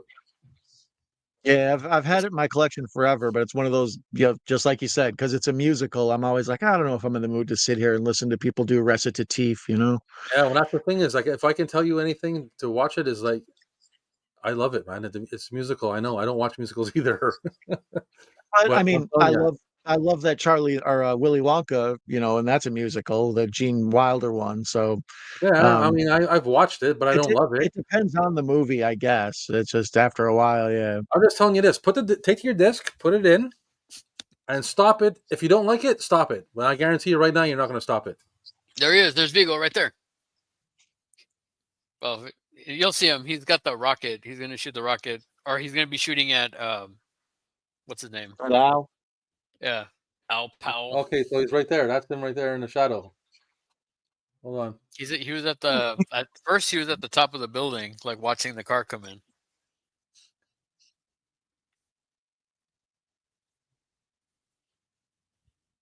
Yeah, it's that viewpoint. Come on, man. Go back to Vigo. Come on. yeah, it's for sure him. Like I said, I looked it up on IMDb, but I've never really paid attention to it being him because there's the No, terrorists are such a group of such a interesting group. He sort of and blends in. they all kind of like I don't know. They all kind of look the same. Like not really the same, but they match. Is what I'm trying to say. Yeah. They just sort of, except for Al, they're all sort of kind of like Euro trash look. Like they just Well, and Theo. yeah, Theo, I suppose. And Theo, yeah. But yeah, you're right. They all look like just Euro terrorists. Minus Yeah. Al and Huey over here. But even him, if he was wearing like a different outfit, I could see him blended in as a German soldier or something. Like that shot right there, close up on his face. That shot right there, he doesn't look like Huey that much. Yeah. But when he's behind the desk with his feet up and he's just watching football or whatever, yeah, he looks a lot like Huey there. Mm-hmm.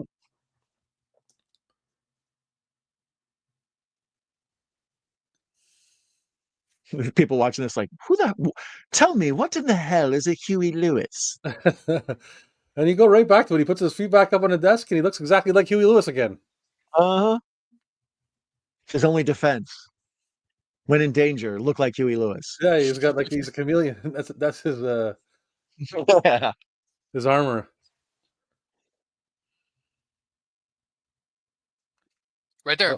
Right there, that's him. Yeah, Okay.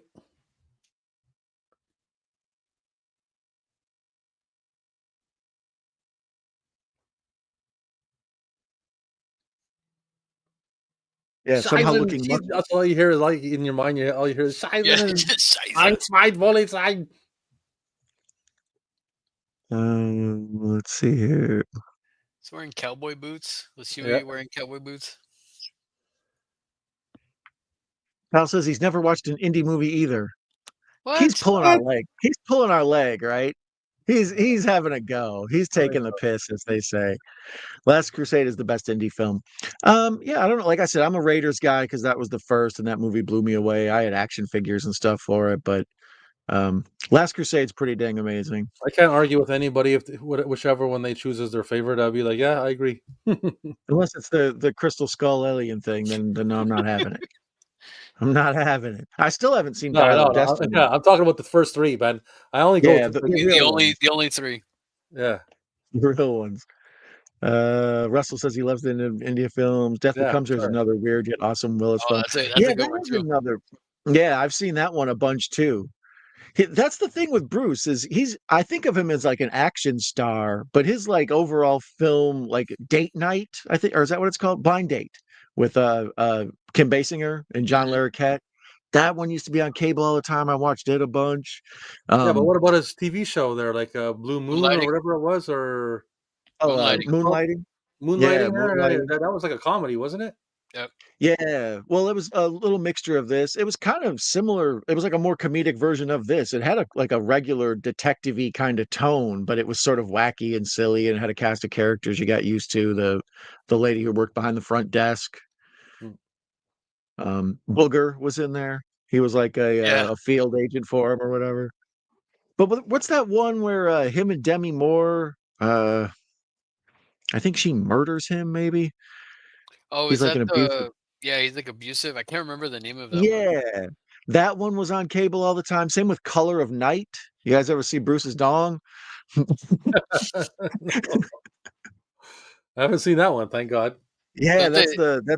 that's the like Basic Instinct ripoff, like Bruce Willis's Basic Instinct. It's like you never seen Color of Night? He's like Oh, plays a psychiatrist and he's got all these crazy people and there's like somebody killing the patients and it's like kind of a sex thriller sort of thing.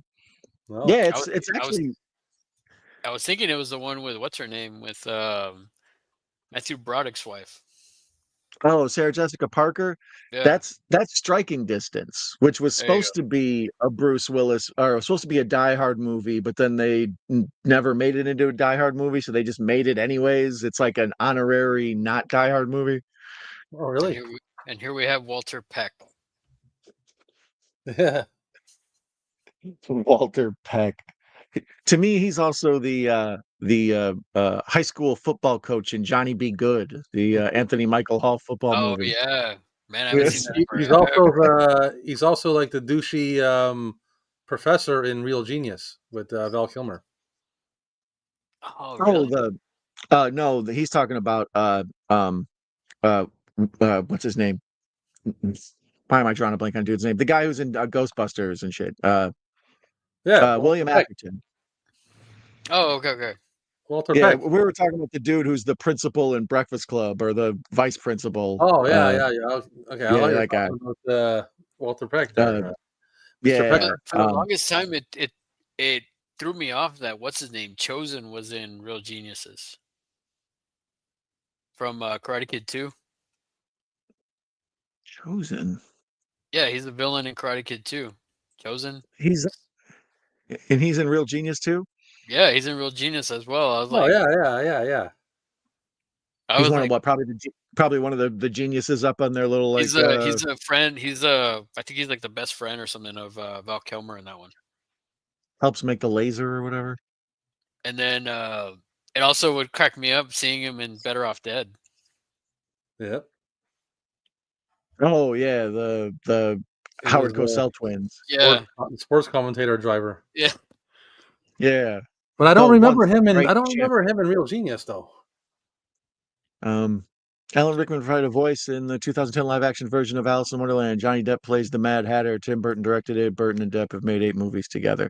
Yeah, I knew Burton and Depp were frequent collaborators. Going all the way back through Edward Scissorhands and Yeah, I think they Sleepy love each other, Hollow. those guys. Yeah, But they work well together, man. Like I said, that Sweeney Todd's pretty cool. yeah. That's the one. I think that's maybe one of the only movie they did together. I haven't seen. I didn't see the Through Corpse the Looking Bride. Glass or whatever. Corpse Bride's pretty good. Corpse Bride. Yeah. Yeah, he plays the friend Fenton. That's his name. In Real Genius? In Real Genius. I was going to say he kind of has a Revenge of the Nerds look to him. So the idea that he's up there with all those super geniuses that make that laser, like I could see that. He's got kind of a Takashi feel to him. Yeah. Then he Russell almost needs lost 2 that. more subs to reach 50. So if any of you out there looking for somebody to check out Russell. He needs 2 more to get to 50. And Ginger Ninja says, and back. Welcome, Ninja.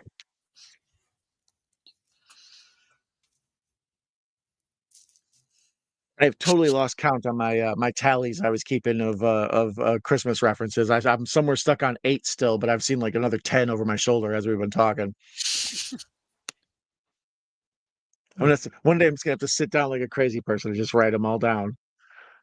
At 15:08, there's some wrapping paper sitting there. You can clearly see a reindeer decoration in the back. Yeah. But he's more of like a side character. He doesn't really. He's not really. Doesn't have much of a role in it. But yeah. To me, he'll always be the villain in Karate Kid or the brother from Better Off Dead. The once great champion. Great champion we have here today. I love that. I love that movie, man. It's good. They do that such a good job where they don't explain it, and you just see these 2 weird dudes with the microphone talking like that, and then later on when he's introduced, getting to know the French girl or whatever, he explains, "You tell me what's worse. You come to America, you either don't know any English or you only know how to talk like Howard Cosell." Like he explains their whole backstory real quick. That's just a really well-made movie. Well, it's one of my favorite movies and one of my favorite '80s movies, and it's like a typical '80s movie. There's like so many things going on in that movie. Yeah.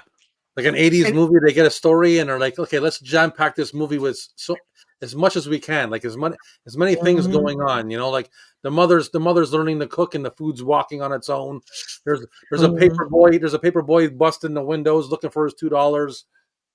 There's a car rotting in the driveway. There's a chick across the road. There's all kinds of stuff. Boogers snorting the snow on top of the mountain. There's all kinds of shit going on. Those guys racing him everywhere he goes. Every job he goes and does, like hamburgers coming alive and shit. There's so much. Yeah, there's just so much going on in that film. So much going on in that movie, man. The little brother becoming a ladies' man, Badger. Yeah, little brother ordering everything. That reminds me of my brother. I remember my brother when we were young. This is a real story. When we were young, my brother was like, I can't remember how old he was, but we were kids. And I remember him getting mail and my parents being like, this is for you, and giving it to my younger brother and being like, how the hell are you getting mail? And I think he ordered something from somewhere on his own and no one knew. How to build a rocket ship out of home parts. I don't know what it was. I don't know what it was that he ordered, but it was the fact that he ordered it on his own and like nobody knew how he got mail. He was a kid. They're like, where'd you get this from? So when I remember that movie always reminded me of that. What's a little boy like you reading smut like this? And that the running gag where everybody keeps asking him if it's okay if they take Beth out. Yeah. Hey, I know that girl Beth you were hanging out with. I see you're not hanging out with her anymore. Yeah. I was wondering. Even the teacher. I was like, and that's a guy from Ghost. Yeah, the dude that teaches Patrick Swayze, and then I think he's also in Fast Times at Ridgemont High. He's in he's in Death to Smoochie as well. No, I never thought we would make the direct to Smoochie. We'd ever get there, but we finally did after all these shows. Death to Smoochie is another one that most people hate, and I actually enjoy. Man, it's like I've seen it a bunch. Such a dark, weird ass movie. These Harry Potter actors who've been in Johnny Depp and Burton movies: Alan Rickman, Helena Carter, Michael Gambon, Richard Griffiths, and Timothy Spall. So Bronson, knowing the Harry Potter lore, Jen just says if you see tinsel, it's a reference, right? That's what I'm saying. If you're constantly bombarded with anything, even if someone just has a reddish shirt on, is Nightmare on Elm Street a Christmas movie? Freddy's got a sweater on. Red and green. Red and green. Yeah, well, he's dressed for the occasion. I like that. He could be a friggin' bartender for all we know. $2. He says he's seen a few fake IDs in his time. Yeah, $2. There's so many subtle little jokes in the Better Off Dead. Like he gets the book, he gets the how to pick up sleazy women, and then a little bit later he goes into his bedroom and he's in there with a bunch of women. Yeah, he's got like the Hugh Hefner robe on. He's just obviously the book worked. You know what I mean? Like he made it work for him. He's got chicks all in there. Badger's the man. French fries, French dressing. Like none of the French things go together though. And when those dudes are working on the telephone pole or whatever, and Lane's in the back of the truck, and as he drives by, like, man, that's a shame somebody throw a perfectly good white boy like that. Yeah, you see the guy like, this is pure snow. You know what the street value is of this entire mountain? He's like, oh, come on, can you be serious? He's like, oh man, it's Christmas Eve. I want to go home and shit. My brother makes this really good eggnog with lighter fluid in it. You get me. Or when he snorts up the Jello in the cafeteria. He's like, there you go. They even have the theme song. The girl singing at the dance. The Better Off Dead. Yeah, and that's Dottie from Pee-wee's Big Adventure. Yeah. I'd be better off dead. Yeah, it's like Lamonia has a great idea. She just thinks we should watch Better Off Dead right after this. Yeah, for sure. I'm almost in agreement with her. I have like that's one of the movies I have like episode on my channel of shows that I did in the past. Like I think I did 80 Sunday in subs with one of the with Better Off Dead or something. Yeah, when I was looking to rewatch the Christmas special, I went through and looked at your channel again, and I was remembering all the content of yours that you made. They had that awesome thing where you broke down how on Friday nights there would always be like TBS movies and stuff and me and Larry always reference those. It's like, yeah, The Outsiders, and it's like there's just certain movies. It's like they're just always on. Yeah. Roadhouse. Yeah. It's like at a certain point, Stone Cold. You always be pushing the Stone Cold.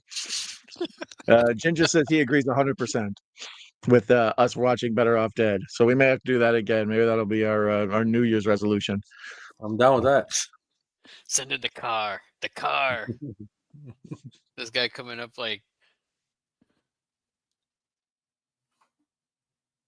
this is Johnson. No, the other one. Yeah. Just like in Vietnam, eh, Slick? I was 11 years old, you asshole, or whatever he says. Excuse me, sir. Excuse me, sir. The Range. Yeah, he's like he's an awesome character to have in this because Bruce just has to be doing Bruce stuff. He's just running around and shooting machine guns and constantly getting beat up. So we need someone to sort of be like the heart of the movie. When you see his frustration of just being trapped down there and not being able to do anything. He kills this role for sure. He's awesome. I'm just how many diehards this inspired? Die Hard in a Boat. That's what I was going to ask earlier. We got off on a different tangent. What's your favorite Die Hard ripoff? There's so many. Oh man. Whether it's like a really close ripoff, like Skyscraper, or that's the best one. I was just thinking, didn't Dwayne Johnson have a one called like Skyscraper? Yeah, I saw that in the theater, but there's also one. But there's the Anna Nicole Smith one. That's the one. Yeah, there's a movie with Anna Nicole Smith called Skyscraper. And it's the same thing. It's people in an office building, and the terrorists come or whatever. Like she's a helicopter pilot. Yeah, of course. No, I don't think. No, I don't think she's. I don't know. I can't remember. I don't know if I've watched it. I think I might have watched it once because there's some. Anyways, you know the reasons, but the acting, of course. Well, yeah, exactly. That's what I meant. The acting. I know the reasons, both of them. I might have fast forwarded through it. I don't know. The extended Die Hard on a blank, like Die Hard on a boat, Die Hard on a train, Die Hard, et cetera, et cetera. Like there's just so many. What Van Damme did that one where Die Hard at a hockey game. There's just like Die Hard movies up the wazoo. It's almost like the Under Siege, like. Yeah, that's Die Hard on a boat, basically. Yeah, or Die Hard on a train. On a train. The other, oh man, I just had it on my Passenger 57. Yeah, Passenger 57, and to a certain extent, Executive Decision are both kind of diehards on a plane. Yeah, that format of just, all right, we're gonna, because it's super good with saving money too. Like most action movies, you got to get out and like have huge, like Raiders of the Lost Ark or whatever, like these big sprawling adventures that go all over the world and different sceneries and stuff. It's like, no, we're gonna lock them in one closed off bunch of sets. It's a lot cheaper. You can build a set and blow it up. So we just skipped like a couple 2 comedic beats, which I always thought was interesting. Like the part where they're like going through the bushes and the one SWAT guy gets like a thorn. I thought that was kind of weird, but that's ow. Yeah, like, oh, like, and then moments of realism. Like, God damn, you're an agent or whatever. You're a SWAT guy, and you're like, fucking thorn. Yeah, or like the other part, Al, he gets the candy when they're getting ready. He's like, oh, and he starts eating like the candy bars. Like it's just interesting to throw those little bits in there. It's like. Yeah, it's weird. I guess it's realism. I would probably do the same thing. I was like, oh, candy bars, all right. Yeah, I got a gun, like my life is threatened and I'm threatening other people's lives, but let me get some of that chocolate. Yeah, see? There's Vigo again. Keeping the lookout. I love that old part. Not a creature was stirring except for 4 assholes in 2x2 formation. Let's see here. Pee-wee's first appeared on To Tell the Truth is Pee-wee. First time people saw him. Yeah, first time I saw Pee-wee was they did a show on HBO, like a 1-hour special, like Pee-wee's Playhouse or whatever, something like that. But it was way before the show on CBS and before all the Pee-wee movies. I've been trying to get my daughter into Pee-wee because she loves all them bad cartoons that I get tired of watching over and over again. It's like, no more Paw Patrol. Let's watch Pee-wee. Yeah. I think they're shooting at the lights. Another good one is Men at Work, Charlie and Emilio, freaking classic. Yeah, there's another Friday night movie over and over again on cable. It's like you watch it once and you kind of like it, and then it's on again, so you watch it again, and then next thing you know, you're just one of those you can just put on and wander away from. Like, it's my background noise. Die Hard had a colonoscopy. You crack me up. No ifs, ands, or buts about it. Sorry. The car. I'm better off dead, just taking the mickey. I love Men at Work. Yeah, me too. It's a classic. But that's very typical of an Australian to be pushing Men at Work on us. Oh, but they do the same. And I just thought about it right now. Like they do the same joke in that one from Better Off Dead. Oh, the perfectly good white boy thing, or yeah. What's his name? Childs. He's throw away a perfectly good white boy. Mm-hmm. Stole that joke, you bastards. I'm gonna grab a beer. I'll be right back. All right. See, there's Bingo again. That was Bingo again. The ponytail really throws it off. It makes it hard to recognize him. It's Vigo. It's Vigo. There used to be a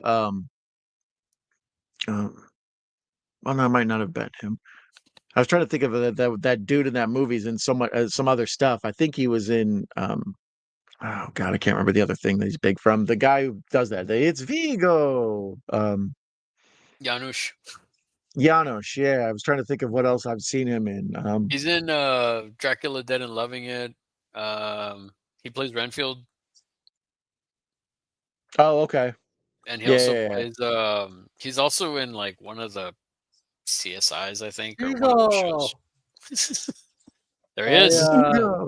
I have a Christmas short on my channel. I did a short with there's a Christmas greetings from Rob's Vintage Video if you're interested, and it's I don't know if you guys have seen it, but it has a minute. the Janusz pull it's got Janusz in it.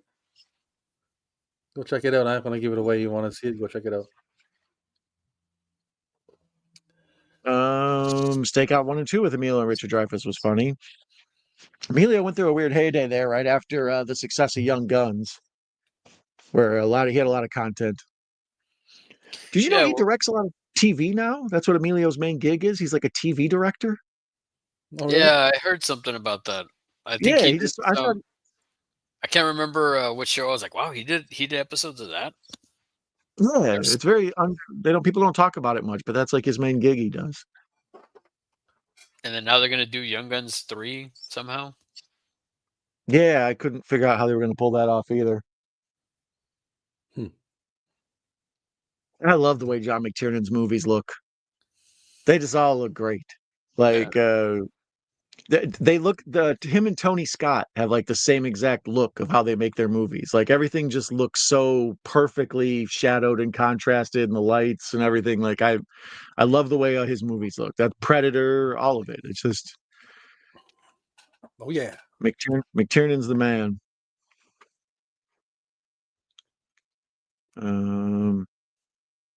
Hunt for Red October, he did. Last Action Hero. Basic has that same look. Thomas Crown Affair, 13th Warrior. Yeah, McTiernan, the way his movies look, they just look great. 13th Warrior is pretty cool. Yeah, it's been a while since I've seen that one. Lamonia hit the best Janusz quote. Why am I all dripping with goo? I love you. I love you too. I love you too. I like my favorite part of Janusz is when the stuff, the little things that when he's telling him I am Vigo, he's like, you told me this. Like he's saying, I know. I know. You told me. The scourge, the scourge, yes, the scourge. I heard this before. The scourge, yes. or the other part when he's like with all the people, he's like, everything you're doing is bad. I just want you to know. I just want you to know this.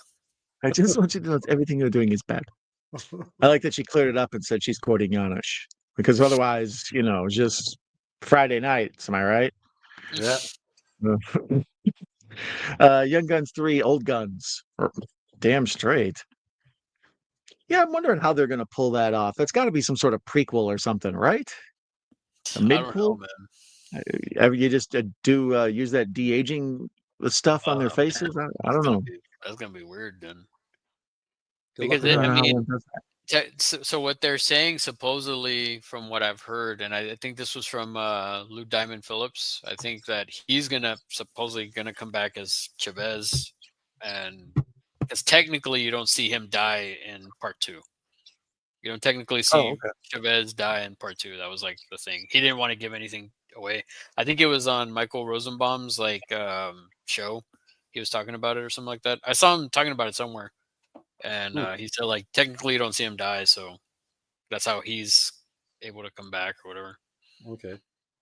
But wasn't that kind of the premise of the second one, that Billy the Kid didn't die, like he actually had escaped it all or whatever, and that was what he was telling the Yeah, he's like biographer? telling his memoirs. Yeah. And it's funny, the guy that he's telling his memoirs to, like that guy went on and did a bunch of stuff. Like he's in the Godzilla films, and he's in what's that one show?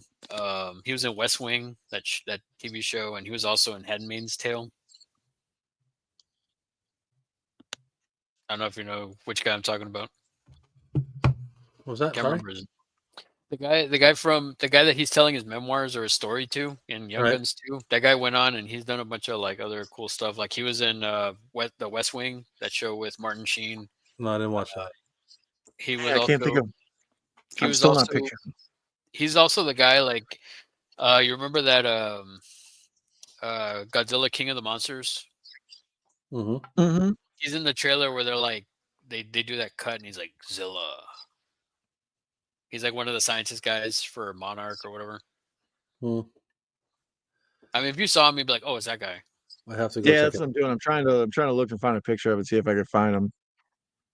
I can almost see his face because he's like a nerdy reporter, right? Like a 40s or something reporter or kind of thing or something. Yeah, he's got the hat and he's got the tie, but it's like he's telling him the whole story, so he's like all like disheveled by the end of it. Hans Booby. One of the best lines in movie history. Because it's so much character building in one tiny little eyedropper of information. Hans Booby. It's like everybody in the world's like, ooh. Yeah. You can't not hear that. Just everybody cringes when they hear that. Like, yeah, well, you know something, they did a good job in the casting with that dude, because they right away as soon as you see him and he opens his mouth, you're cringing right away.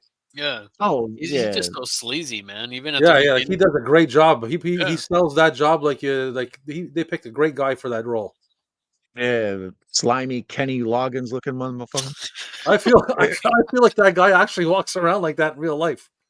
Yeah, he's all right. Nobody worry about him. I wouldn't be surprised if he did, man, because that's how convincing it is.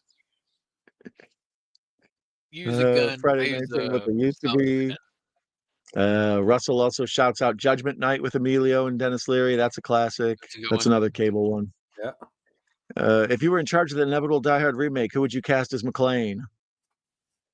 Man, that's hard. Ooh. That's hard. Yeah. Because it's the same thing. You got to have a quote unquote like everyman, a relatable everyman, not the superhero like monster build, type person. And I don't know. I mean, the answer to everything is always Timothée Chalamet. Just throw that name out there. Whoever it is in what movie, it's always Chalamet. No, I don't even know. I mean, Tatum's too pretty and built. I don't even like. I'm not even like the Gauze has been too much. He's sort of almost too exposed. He's been. I feel like he would overshadow the role. It would just be like Ryan Gosling as John McClane, not John McClane would take a back seat, because this was. I think Bruce Willis had already done Blind Date, but I think like this was his one like that really broke him out and got him off of TV. And then that sort of sent the mood for people who do TV and get big on TV and then make the transition. You know, some of them end up like Clooney, but some of them end up like David Caruso. You know, you never can tell when you make that jump whether or not it's going to work or not. Hey man, I like Kiss of Death. Start off in TV and end up in movie and end up in TV. Mm-hmm. Let's see here. I got 18 dimes in each barrel. That's a classic Young Guns quote for you. Bon Jovi gets killed in Young Guns too. He went down in a blaze of glory. That's right. The cokehead wants coke. Ironic. Yeah, of course. Professor thinks Alice looks like Ringo Starr. A little bit. Did he go down in a blaze of glory, Chuck? See, Lay was on it too. I like to imagine Lay said that with her like shiny karaoke microphone when she said it. Stone Cold Steve Austin, Lay. 2002 was a dark year for Robin Williams. He made 3 dark movies in 2002: Death to Smoochie, Insomnia, and 1 Hour Photo. Yeah, that's quite a 2002. He was going through a dark phase there. I didn't realize Death to Smoochie came out before Insomnia. Interesting. Yeah, I knew they all kind of came around the same time, but I didn't even know it was the same year. I went through a Danny DeVito as director phase and tried to watch all his stuff. Hoffa and Hoffa's good, man.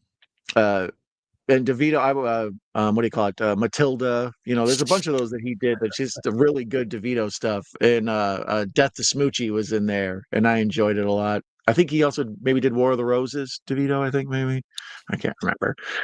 You're talking about that Kathleen? No, is that Kathleen Turner? No, that's Michael Douglas and Kathleen Turner. Yeah, the after the war, Romancing the Stone and Jewel of the Nile and all that stuff, because they were all in those together, and then DeVito moved on to directing. So, anyways, that's when I watched Death to Smoochie, and I kind of I enjoyed it. Kenny Loggins, what's right? Channing already did Die Hard in a White House. Yeah, basically, because he even has the wife insulter on and everything. Yeah, he's the wife insulter. The wife insulter is good. I was waiting for Larry to pick up on that one. Yeah. Hey, we got to tone things down here. We're not trying to get canceled. Tom Hardy is John McClane, because Hardy can do anything, though. Mm-hmm. Like if you told me Hardy is Godzilla, I'd be like, sure. Plays the shark in Jaws. Oh, don't tempt me, Don. I will do a Bon Jovi karaoke in my next short. You will give love a bad name. 1 Hour Photo. Yeah, it's Ralph Robin. 2002 is not a good year for Eddie Murphy. Showtime came out on March 11th. Adventures of Pluto Nash and I Spy. Wow, you're a 2002ologist. That is a terrible year. Showtime, Pluto Nash, and I Spy. Because you ever see Pluto Nash? Yeah. That's one that's so bad. I love that movie, man. It seems like I would stand up for it. It's so bad. I love Pluto Nash. I think that movie is pretty good. I know it was a flop, but I love that movie. I think I've only seen it once or twice when it was on cable, but it's been universally referred to as one of like the biggest flops of all time. And the times I've tried to watch it, which feels weird to say. Well, because I just stood a lot of money into it and all those, you know. You can see they put a lot of money into it, and it's like I don't think it's that bad. I mean, it was on Tubi for a while, and then they took it off. Which is the one with Wilson? Is that I Spy? Yeah, that's I Spy. Okay. Yeah. And then Showtime, I barely remember. I don't remember Showtime. I remember Pluto Nash. I was like, oh my god. I Spy. I probably could get through half of it, and then I have to turn it off. I'm just like, I can't. I'm not gonna do this. It's the same with like the Nutty Professor. Like the first one. Oh no, not Nutty. Norbit. Oh my god, that movie's horrible. Yeah, I like Bowfinger though. There's people who like Bowfinger. People do dig, yeah, for sure. Norbit. There's people who will cape for that. I've never heard anyone who will stand up for Pluto Nash. Like I said, Rob's the first person I've ever even heard kind of say it's got it. I love that. First of all, what's his name's in it? Randy Quaid's in it. Not Randy. Is it Randy Quaid? Yeah, it's Randy Quaid. And the other one's Dennis Quaid, right? Yeah, Randy Quaid. Yeah, Dennis Quaid is what's his name? Any Given Sunday. Yeah, Randy Quaid is Randy Quaid's in it, and he plays his like personal, like his robot, like sidekick dude and everything. And it's like it's in space, man, on the moon, and I think it's great. I love that movie, but people don't like anything, so Yeah. I sent you guys a video. It wasn't. Didn't what's his name write? Didn't Charlie Murphy write Norbit or something? Did he? Darkness?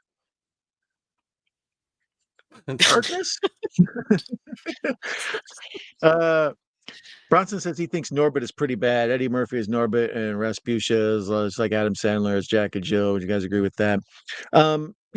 Jack and Jill, that's one of the few I've turned off. Because most movies, I have like a completionist thing. I like to see them all the way through to the end, even if I'm not enjoying them. And Jack and Jill was one I turned off. I was like, this is hurting me. I thought, wasn't that other one bad too? That's My Boy or something. I hear that one's like horrible. I've never. Sandler. Yeah, it's so weird. When Billy Madison and then Happy Gilmore came out, I was all on board with the Adam Sandler movie train.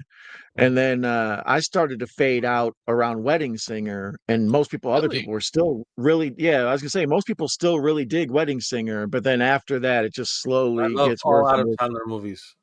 Now there's more. It's like Bruce Willis. There's more Adam Sandler movies than you have enough life left to see. I like his comedies. I don't know. I'm not talking about any kind of other Punch Drunk Love and. I'm talking about Adam Sandler movies, like his comedies. I love that shit.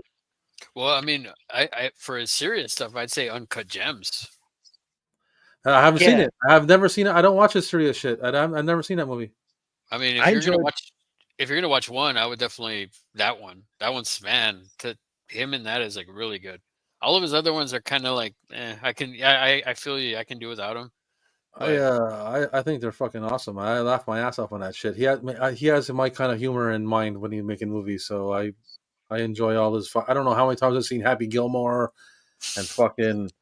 I've seen Happy Gilmore so many times, man. I know the whole movie by heart. The price is wrong, bitch. yeah. Happy Gilmore and even that one, the Jack and Jill, with his sister, when he played him and his sister, man. There's a lot of funny parts in there with the Al Pacino and the Dunkaccino and the Dunkin' Donuts commercial. And it's fucking, especially at the end when Al Pacino's doing the commercial. Dunkaccino is holy fuck. It was hilarious. And I don't know, he just got too broad for me. And I think he has like a lifetime deal to just make movies for Netflix until the world burns. Like apparently, do it. Yeah, I watched. Oh god, what was? I don't know. I think maybe. Well, I saw 50 First Dates in the theater, and then I think that was kind of the last one I paid attention to. And then there was one where he went on vacation. I don't know. Wasn't he with Jennifer Aniston? Maybe I don't recall. Yeah, that's more of a chick flick, but that's a pretty good movie too. Yeah. That's not really like a Happy Madison kind of like funny like. Crazy. My kids love the Hotel Transylvania series. I've seen all of those damn things. This Halloween one, like Hoobie Halloween, is funny. Oh, okay. I haven't seen that one. Yeah, I've been meaning to check that one out. I was going to watch it this past Halloween. Never got around. I'm Gumby, damn it. Oh, our friend Cave Guy is here. Caveman Movies and More. Hey, buddy, nice to see you. Thank you. You're doing okay, Guy, after the surgery. Macabro says he thought Pluto Nash was Murphy's worst movie, and then he did Norbit, and that's way, way worse. Oh man, Pluto Nash is better than all of the Dr. Doolittles. It's Pluto Nash is better than all of the Daddy Daycares. Pluto Nash is better than all of any Norbits or any other fucking. These are hot takes. You're going to burn the screen up with these hot takes. That is that. It's like the professor saying he's a Double Dragon fan. Oh yeah, Double Dragon is a bad movie. I like it. I like it because it's really bad, and I love watching really bad movies, but it's a bad movie.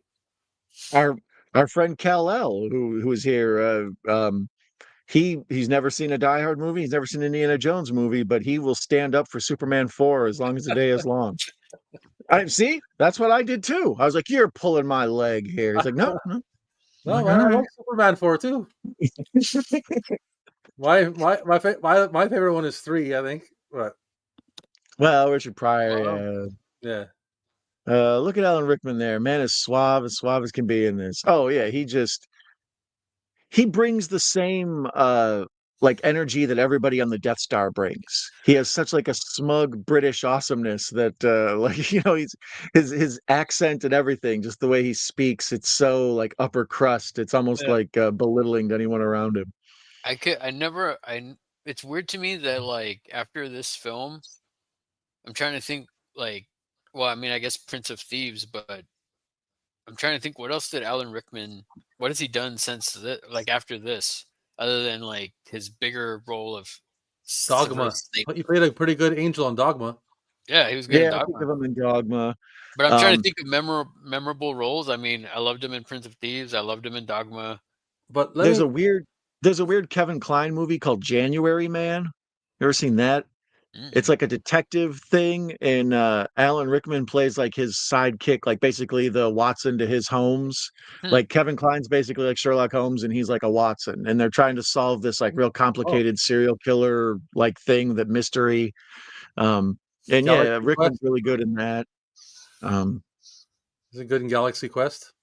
Oh yeah. Galaxy Quest. Yeah, there you go. That's a good one. Before I lose my train of thought, how about this? How about instead of him, James Spader? No, Spader as Hans. Yeah, not tough enough. No, I can see it because Spader's got that creepy, like effeminate way about him, like the way he moves and stuff. Yeah, It's and he's almost like also got that kind of like fancy, kind of like douchey, fancy kind of it's not vibe so much too. graceful as it is creepy. It's just he Especially comes off as 80s, elegant, especially but it's also 80s Spader, creepy. I don't know if I could see him like the age here. Yeah, but roles like in like obviously his role in Pretty in Pink or Less Than Zero. I mean, heck, even for like down the line when he does the Blacklist, like he's like creepy. He's like that killer or whatever. He's like or his horror movie Jack's Back there, the Jack the Ripper adaptation there. Mm-hmm. I mean, I like Spader. I think I love James Spader. I love 80s James Spader, man. If you're looking for an 80s douchebag coke dealer, you can't get any better than James Spader. Oh yeah. The dude in Pretty in Pink and all that. So James Spader in 2 Days in the Valley. I could see that, if it was like around that time, like I mean, he was great in that. Yeah. I feel that's another movie that's like underrated. I don't hear much people talk about that one. I think that was really good. While we have a second, Russell would like to know, or I'm sorry, Guy would like to know if any of us have heard of a movie called Constipation. Because it never came out. And Lay points out that our friend Casey Kaiju has over 20 copies of That's My Boy. Nice. Adam Sandler plays a character named Skeeter Bronson in Bedtime Stories. My dad named me after Charles Bronson. Robert De Niro and Charles Bronson are two of my dad's favorite actors. Bronson, nice. There's a good trivia. The Wedding Singer, hands down, she's down with. Yeah, see, that's where I started tapping out. Most of my friends were in there till Waterboy still, and I kind of tapped out before that. That's when he had gotten a little too silly for me at that point. Oh yeah, man, Waterboy's great. I mean, and that's the thing too. Is like I feel like The Wedding Singer it's funny and it has heart. You know something? Can I say something, Don? You just said it was a little bit too silly for you at that point, right? Mm-hmm. I feel like he hit you with Billy Madison. That's the first movie he made, or not the first movie, but the first big one. That movie is silly as shit. Yeah, but like it's nothing but silly. Like that's all it is silly. You know what I mean? Like, so I think he he set the tone for himself. He's like, look, I make movies like this. But that's the problem is Let's move is on. after a while, like as a band, you can't keep making the same sounding song over and over again. You have to go off in some direction. And like De Niro always does De Niro type movies, but every now and then he'll try to do something that's not De Niro. But his comedy's so broad that type of silliness just over and over again after a while, like it just I feel like I've seen it before. And Like comedy in particular is something that's supposed to be surprising, I don't know. Robert De Niro's comedy, like doing a number 3. That movie in Bad Grandpa, I think it's Bad Grandpa or something like that. Yeah. He walks in, he's jerking off, and he's like, "What? So what? You caught me doing a number 3. Who cares?" Like number 3. Professor Stare says he likes Punch Drunk Love. Yeah, that's one I enjoyed. I haven't seen any of I the never watched that movie, man. it's an acquired taste. It's got like a Joe versus Volcano type vibe to it. It's a bit of a bummer, but it's also a dark, funny bummer. I gotta be referred. I have to be referred to a movie, especially if it has love in the title. Someone's got to refer me to that movie. So you need someone else to co-sign on it for you. Yeah, someone's got to tell me, "Hey, Rob, you got to watch this movie." Then I'll watch it. But if I'm looking at a movie that's got love in the title, I'm like, nah. Yeah, that's a key word that can turn you off. I feel you. I'll be Russell right points back, out guys. Beverly Hills Cop and Golden Child are some Eddie Murphy classics. Two of my favorite. Billy Madison over Happy Gilmore, but only just. Oh, Really? I don't know. That's a tough one. I like them both. Shooter McGavin, man. Shooter McGavin from Happy Gilmore is like alone should have his own movie. And they're gonna make a sequel. But even some of the really dumb, like pointless throwaway lines in Billy Madison. Like, why are you looking at me, Swan? It's too hot out here for a penguin. Conditioner is better. Yeah, and even the other people and that her got it on. Woo! No, you didn't. No, you didn't.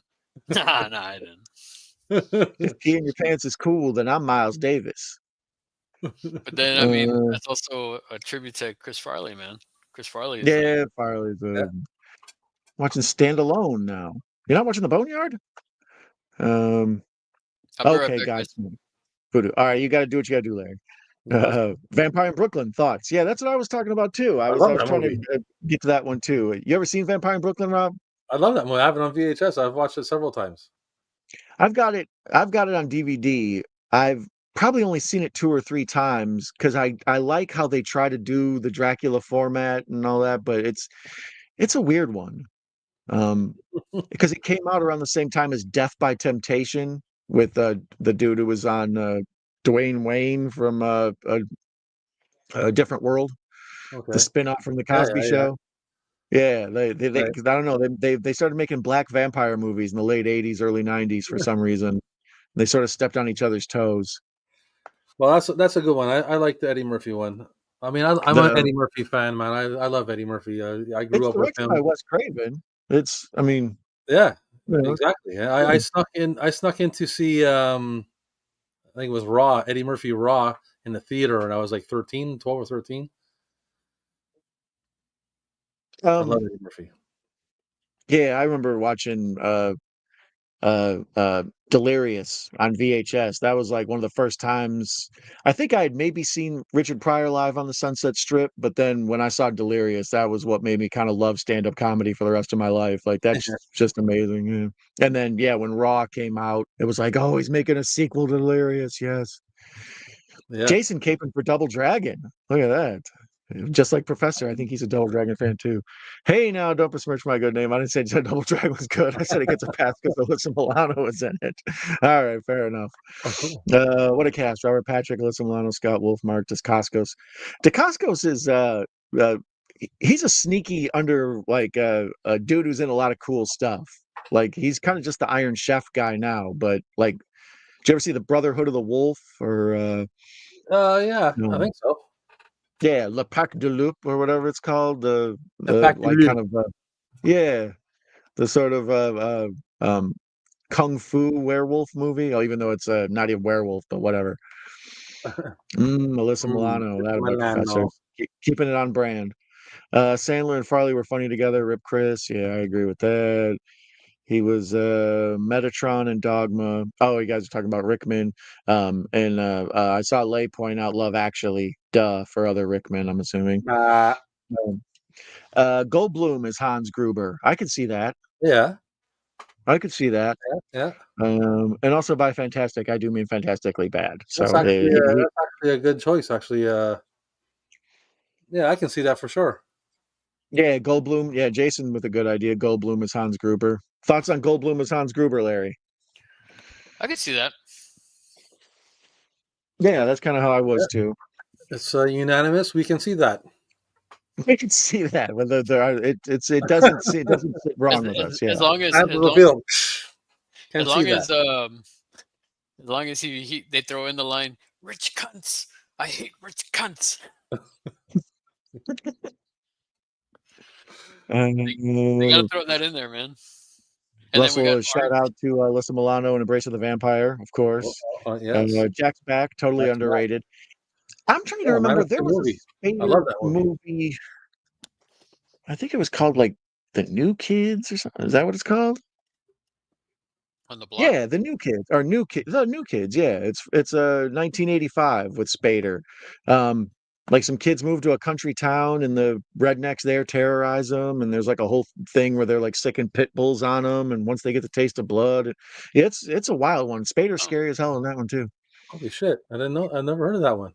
Yeah, I've never Yeah, heard that was one I stumbled onto between cable and VHS, and it's a creepy, scary one. Yeah, it's worth checking out. Oh, I'll check The that New out. Kids.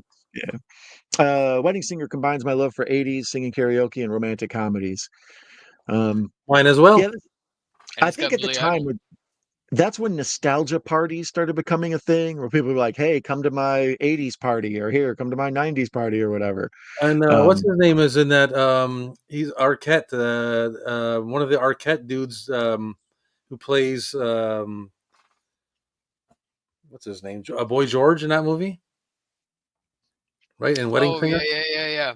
yeah, That guy who plays Boy George is I can't remember his name. Amazing Arquette. I think it's Arquette, Aaron Arquette or something. Anyways, he's in another movie called Miracle Beach. Oh, yeah, I think it's on Tubi.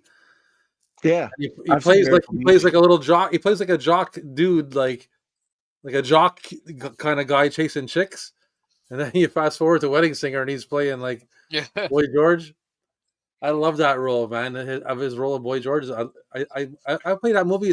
For me, it's almost like a musical because I love singing with that movie too. So. Well, it's funny. It's funny with that one because it's like I also like the part when Steve Buscemi's like, "Oh, who's that?" Ooh, I like her. Yeah, there you go. He said something like that. I was just like, "Oh man, that's great." Or the part Agent where Johnson over my shoulder. or the other part where he's like, he does this thing where she plays with my nipples a little bit, like the brother-in-law when he's talking I don't to want to be. Adam I Sandler. don't want to be like. My wife and I have watched that movie so many times, man. Like I can recite every line in that movie. Her name's gonna be Julia Gulia.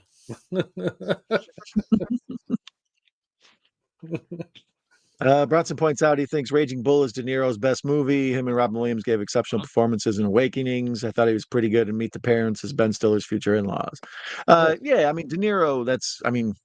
He's a weird character. On one hand, he gets caught playing Robert De Niro in a lot of his movies, but when he decides to break out and do something different, he can be a versatile actor, but he kind of falls into Jack Nicholson gets into that too. Like he's often just Jack in what he does, but Jack's always fun to watch. Can you think That's of what I like was a favorite Robert De Niro movie? Do you have like a favorite Robert De Niro movie? Probably Casino, but I mean Taxi Driver's obviously right there. Goodfellas. If I I was had to pick explaining one movie, I guess I would pick Taxi Driver. Taxi Driver, Heat. He's really good in Good one. Heat. Heat is good. I love him. The only I like Godfather 2 because of him. Carlito's Way is really good too. No. Yeah, Carlito's Way. I'm thinking Pacino. Sorry. Yeah. Did you like him in the Frankenstein movie? Didn't he play a Frankenstein? Yeah, it was Kenneth Branagh's Frankenstein or whatever. Yeah, I don't know if I remember. I saw it once, and that was one I was thinking I needed to go back and watch. Kind of like it's kind of like just like fade out of your mind, eh? Yeah.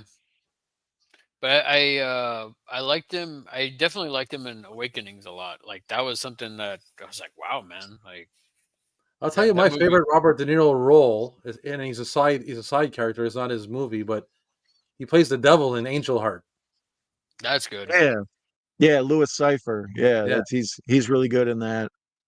Um yeah, I don't know. De Niro's like he says like Bronson said, Raging Bull is sort of the classic De Niro because he lost all that weight and gained all that weight and he plays so many different, looks about him and he waffles back and forth, playing inhabiting that character of Jake LaMotta. hmm I liked him in Um Grudge Match with Sly. I thought that one was pretty good. yeah, I don't know. I mean, I think They're I back and forth. I thought was pretty good. yeah. Russell says he's big into Taxi Driver. And Ginger says, "Thank you. Vampire in Brooklyn ain't bad." No, it's not Have you bad. guys And ever? the other thing too is like I always I forget that like it's it. a Wes Craven film. Yeah, Yeah, that's what I was saying. It's worth going back to watch if nothing else, and you just see Wes Craven direct Eddie Murphy in a movie. I think it's Evil like it's is unique, good. man.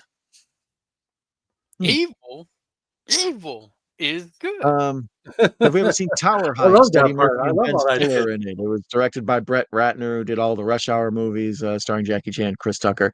Yeah, I did see Tower Heist. I think that's a Thanksgiving type movie. It takes place at like the Thanksgiving Day parade or something like that. I Um, haven't seen that one yeah, yet. it's adequate. It's the type of apartment comedy sort of thing. Mm. Um, I was going to say that Vampire in Brooklyn is almost like a horror version of Coming to America a little bit. A, yeah, a bunch of different characters they're playing. Yeah, Arsenio Hall I think is in there too. Like just a I like story, the another story in New York. You know what I mean? yeah, and yeah, you're right. It's funny because like the one part that me and my buddies always quote is the part where like where he's playing like that guy with the long hair and um they're trying to like I guess arrest him or something. He's like, hey, didn't I see you at that titty bar jugs down the other street the other time? He's like, oh, you beast fuck there. And the girl's like, ugh. I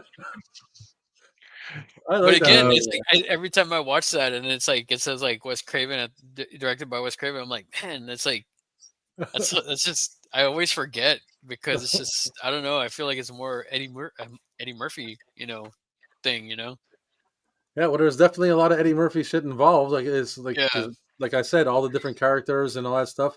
That's his MO, right? In a lot of his movies and shit. So they obviously had some kind of like agreement, but Now the one thing that took me forever to realize was that in Coming to America they have like Rudolph and Mortimer in it, or Randolph and yeah, Mortimer. yeah. yeah, a little He gives the That little money at the end. callback. yeah, that little throwback to Trading Places. Like it took Yeah. me forever to like because I saw Coming to America first, and then like years later, like I saw Trading Places and I loved it, and then I went back and I saw Coming to America. I was like, oh man, it's those guys. Yeah, it's Yeah, like Trading Places is Eddie good. Murphy's like little universe. He's tying everything together kind of a little bit. Hmm. Here, this is one of the first times we see this, but we see it in a million movies after. Is the two guys fighting at the very end, but then they're in the steamy room for some reason.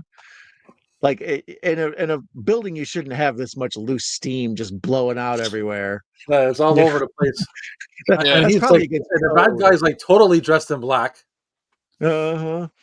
But like we see this in so many other movies. I mean, Commando, and even like in like movies like Terminator 2 and stuff, or even Terminator 1, where they end in yeah. these foundries with steam, and end of Alien 3 is kind of this same deal with just the lava and the smoke and the steam. There's something about like the fog machine that just makes it look extra moody and I don't know, Here comes cool. Robert Davi. I like it's funny because like the other Johnson, the younger one, it's interesting like the other movies he's come Slick. out in. Slick, yeah. Yeah. I mean, he's in Demolition Man, he's in Free Jack, and he's basically almost playing the same character. Mm. I still never totally understood how how he pieces that all together. Like where he's watching the news and she's like, "Mommy, come home for Christmas" or whatever, and then Hans has the realization that Well, it's that because she's like her face when she looks at the TV. She's just like, and then she so like, he goes by her reaction. yeah. Because I've seen this so many times and I never really get like because he walks over and picks up the picture and immediately looks at it like and it's like, well, how the hell did you come to that conclusion? Well, because earlier there's a scene earlier. Oh It's sort yeah, of go on, Larry. there's a scene where like she's looking at the picture, and then like he kind of like he sees it like, why was she looking at that? And then he doesn't pay attention because something else, or he forgets about it because he does something else. Yeah, And then later on, that scene, he's like he turns around, he looks, and he picks up a picture, if I'm not mistaken, or something, and then like somebody comes in and she has the picture down with her and him, yeah, and then he turns away from it. yeah. But they reference it. There's something that somebody says to him is what references to it. Well, because at that point, when he flips down the picture earlier in the movie, he hadn't met Bruce yet, so he doesn't even recognize him. You know what I mean? Like if he sees So her in a family she picture puts or the picture whatever, down. like She puts how's it that? down. She puts the picture down. Yeah, that's like, but so he never even saw that picture then, right? No. So he No. just knew to walk over and lift up that picture? Well, no, that's why she like. There's another part where she's like looking at the picture down, and then Yeah. he notices her like looking at it. But then Exactly. As he's grilling her, like after that first scene, this first part, he's grilling her later, and she kind of looks to the picture that's down, and he sees her. Oh, I need more dialogue for that. That needs be more fully fleshed out. Go back in time and fix that. Well, no, it's the scene where she says Mrs. and she's like Gennaro, Miss Gennaro. Like it's that same scene. Like she says that she's Gennaro, Yeah. not McClain. You know. But I never noticed why. Yeah, I just never noticed like the whole thing with him realizing she's looking at the picture turned down or whatever. And then eventually there's like there's some kind of thing that he sees in the news or whatever, and he runs back into the room, lifts up the picture, and then he sees it, right? Pleasure to meet your acquaintance. Russell says there are 17 types of penguin, only 5 live in cold weather. So Nice. you guys do with that info what you must. Check out Mark Dacascos in Drive with Brittany Murphy. I've never seen that one, I don't think. Drive is great. Alexis Arquette. Thank you, Chuck. It's Alexis Arquette now, but it was Alex.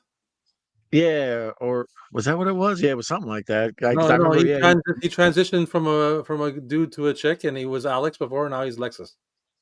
Is that what it was? Okay, I couldn't remember what his first name was or whatever. His original one.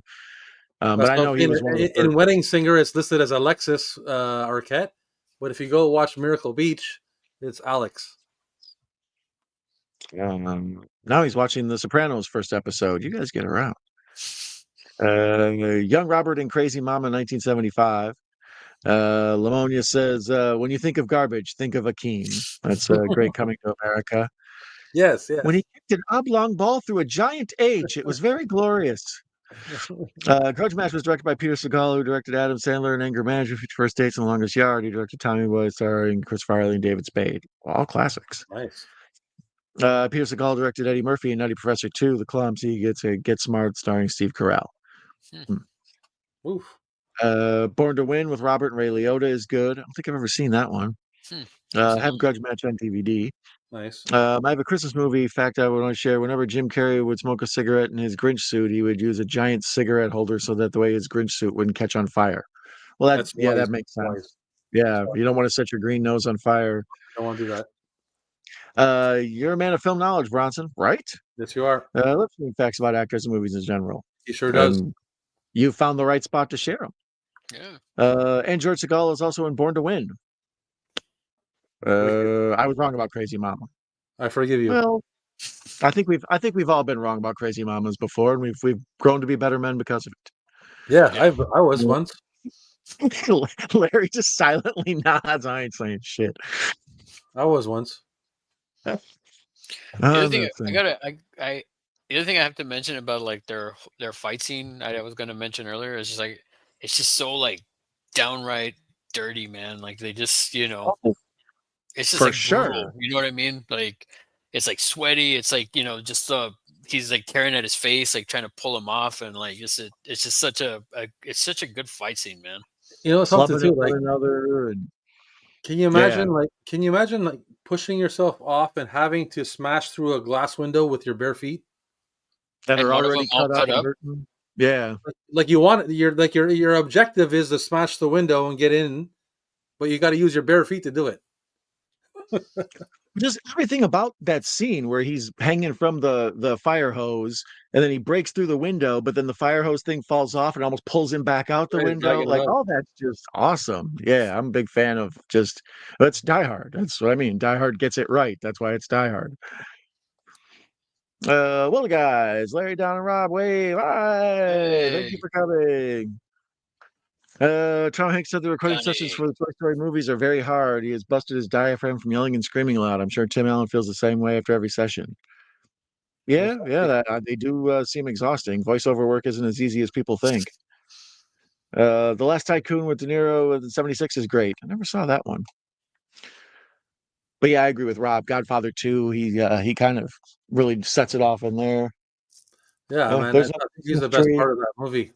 I like the way they go back and forth, but the Robert De Yeah, Niro the parts jumping are the time. greatest, man.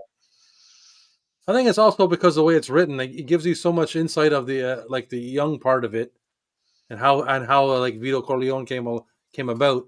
So you're super interested in that, and you only get little bits of it, you know. And then also the way he gets beat up throughout this movie. You know, he starts off, he gets off the plane, he's all clean and pretty, and he takes a shower and does his fist with his toes and all that. And then by the end of the movie, he's just like covered in blood, no shoes, feet, can't walk. He's got like kind of a limp because of the jacked up feet. Yeah, Just well, the, he comes in, he relaxes, he takes a shower or whatever he does, he freshens up, but he never gets to get redressed. Yeah. yeah. He gets interrupted in his like chilling zone, you know, like. Mhm. Well, even that first like part where he's going through the vent, as soon as he comes out, he's like Yeah, completely covered. that wife assaulter shirt is all Yeah, messed Vice up. Filter. Yeah. Yeah, he's like Ash in Evil Dead. Like you kind of keep track of just the continuity of the way his shirt gets jacked up. And I noticed that they do a better job of keeping consistency of the color of his shirt than they do in the movie Speed Oh yeah. with Keanu Reeves. If you ever watch Speed with Keanu Reeves, his shirt goes from white to dark to white to dark to brand new to old to brand new to dirty. Like, I don't know how many times throughout the movie. He stops every now and then and washes it out, rinses it by Right. hand. He's got a He's like bottle of holds it Woolite in his out of the pocket. window so You it like air you can't dries. get off the bus. You can't get off the bus, but his shirt was just like super dirty. Then it's clean again. Then it's dirty again. Then it's clean again. The scene in Castaway where Tom Hanks gets hit by a big wave and ends up cutting his leg on a piece of coral was real cut. He had to go to the hospital for that. He almost died from the incident. Well, Tom Hanks, I but hope he got Hanks danger pay.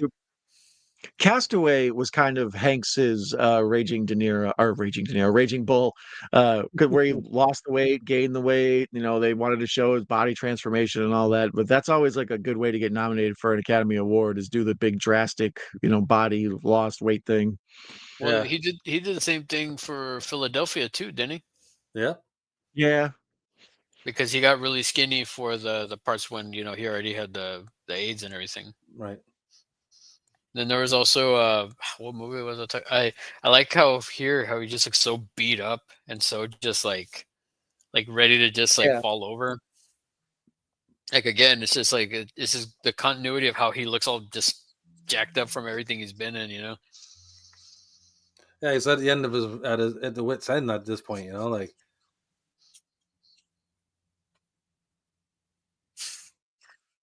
This time, John Wayne does not walk off into the sunset with Grace Kelly.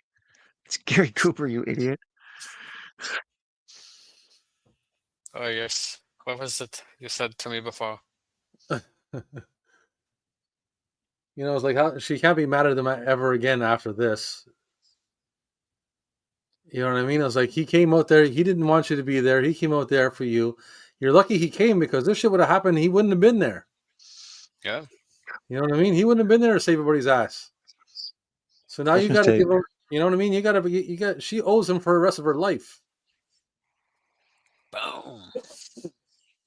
Oh, he got Huey too. Huey.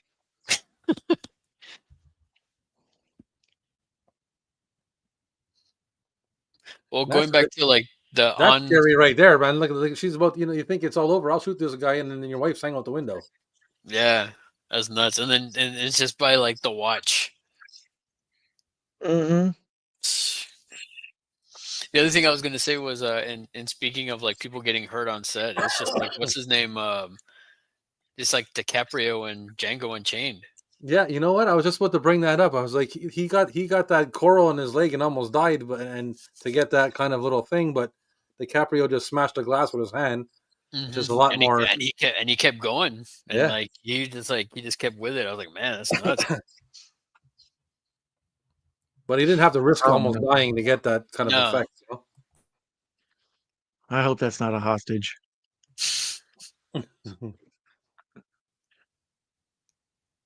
Yeah, there was the part that Russell was mentioning earlier. They had Rickman hung up on a wire, above a green screen or whatever, a process shot. Then they said, okay, we're going to let you go on the count of 3. And they said 1, 2, and let him go. So then that look of holy crap on his face is a genuine look of holy crap.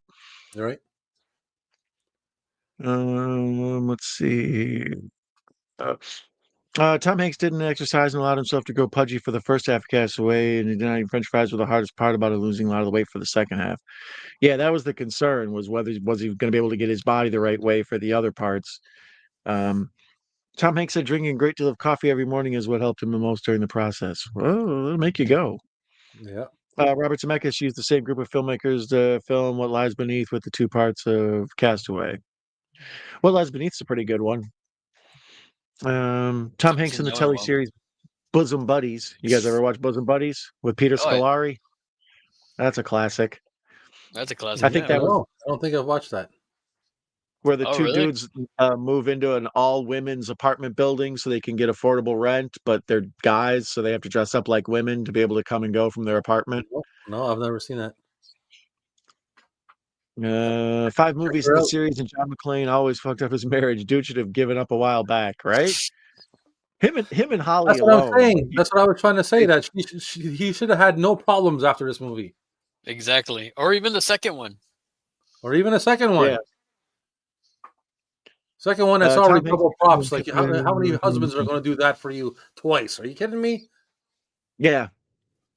Well, I mean, maybe he's got that like warrior syndrome where if he's in a crisis, he's great to have around. But then when you're at home and he's got to mow the lawn, or it's like, damn it, John, pick up your socks. He's just like he's a terrible person to be with. Still, what I'm trying to say is that the sacrifice he puts on the line for doing that kind of thing, he deserves to have the He deserves to have his socks picked up for him. Goddamn it, he's a hero. Yeah. If you're gonna save me from terrorists, I'll pick up your socks. How about that? Exactly. Do I have to remind you of Nakatomi? I don't know. So I pick up my wife's socks, and she didn't save me from shit. Well, she saved me from loneliness, maybe, but that's about it. Could you see what's his name from I can't remember I'm drawing a blank on his name. The guy from I Come in Peace. Carl. Dolph? No, not Dolph. The bad guy. The other guy. Oh my god, I'm drawing a blank on his name. Yeah. I can't remember his name either. But the alien, I Come in Peace guy. Yeah, for sure. Why not? They can almost be interchangeable, to be honest with you. Yeah, that's what I feel too. Like I've as I've gotten older, I was like, he probably would have been pretty good in this too. Matthias Heitz, or however you say his name. Yeah, Matthias Hughes. Yeah. But that guy has, he's got like a pretty intense look to him. So maybe he might have overshadowed like Hans a little bit, Yeah, I mean, that's true. That would be a concern, but if they could make Vigo blend in, they probably could figure out a way. Well, they blended him in by putting him in on the roof and shit. Like we got glimpses of him. Did you get that? Did you get that? that dude Atherton said that between Ghostbusters and this, his life became like a living hell for like 10 years there. Like he couldn't walk down the street without people being like, "Yo, a peckerhead," and like, just no matter what he was doing. Yeah, but he plays a lot. He plays a jerk in a lot of movies, though. It's like it's natural for him. So Yeah. even But in it's Real like you Genius, when he's you one of can't the even go out professors in to Real eat with Genius, he's your a family jerk without in that somebody calling you dickless. too. Bill Murray, yeah. It's like, In Real Genius, they fill his house up with popcorn. So Professor theorizes that maybe McClain has stinky farts and he beats the whole saving life thing. Like she just can't take it. I agree. Um, okay. and look who we've got here, hey, the Captain Rado. Oh, hey, Captain Welcome, Adam. Ahoy, my friend. Ahoy, Captain Adam. See you. We got ahoy, Professor. Hi, matey. The Burbs. I love Bruce Stern's character. Yeah, I love me some Burbs. That's another one that I think I watched once on VHS, and then it was perpetually on cable for like the next 10 years, and I would always just have the Burbs on. It would never leave your life ever again after that. Yeah, somehow the Burbs is like a tattoo that lives in my soul. Let's see here. Matthias Hughes, Santa Claus was the first leading role for Tim Allen. Allen is known for having a criminal record. Disney has a strict policy on hiring ex-cons. A exception made in this case. Yeah, there was some sketchy thing. There you go. Yeah, 8 years for coke. He had some sort of thing where he was dealing coke or whatever. And I think by the time he had cleaned himself up for home improvement and all that, they sort of learned to overlook it.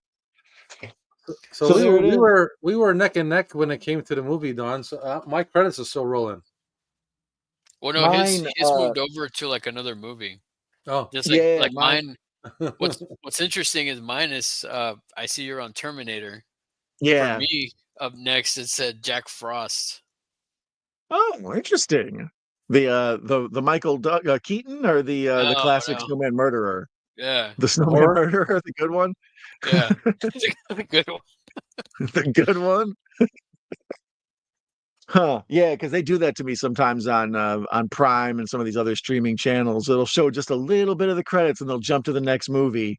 Yeah. And I'll be watching something and I'll like, step outside to get the mail or whatever, and I'll come back and I'll be like, how the hell did this get on? Like, yeah.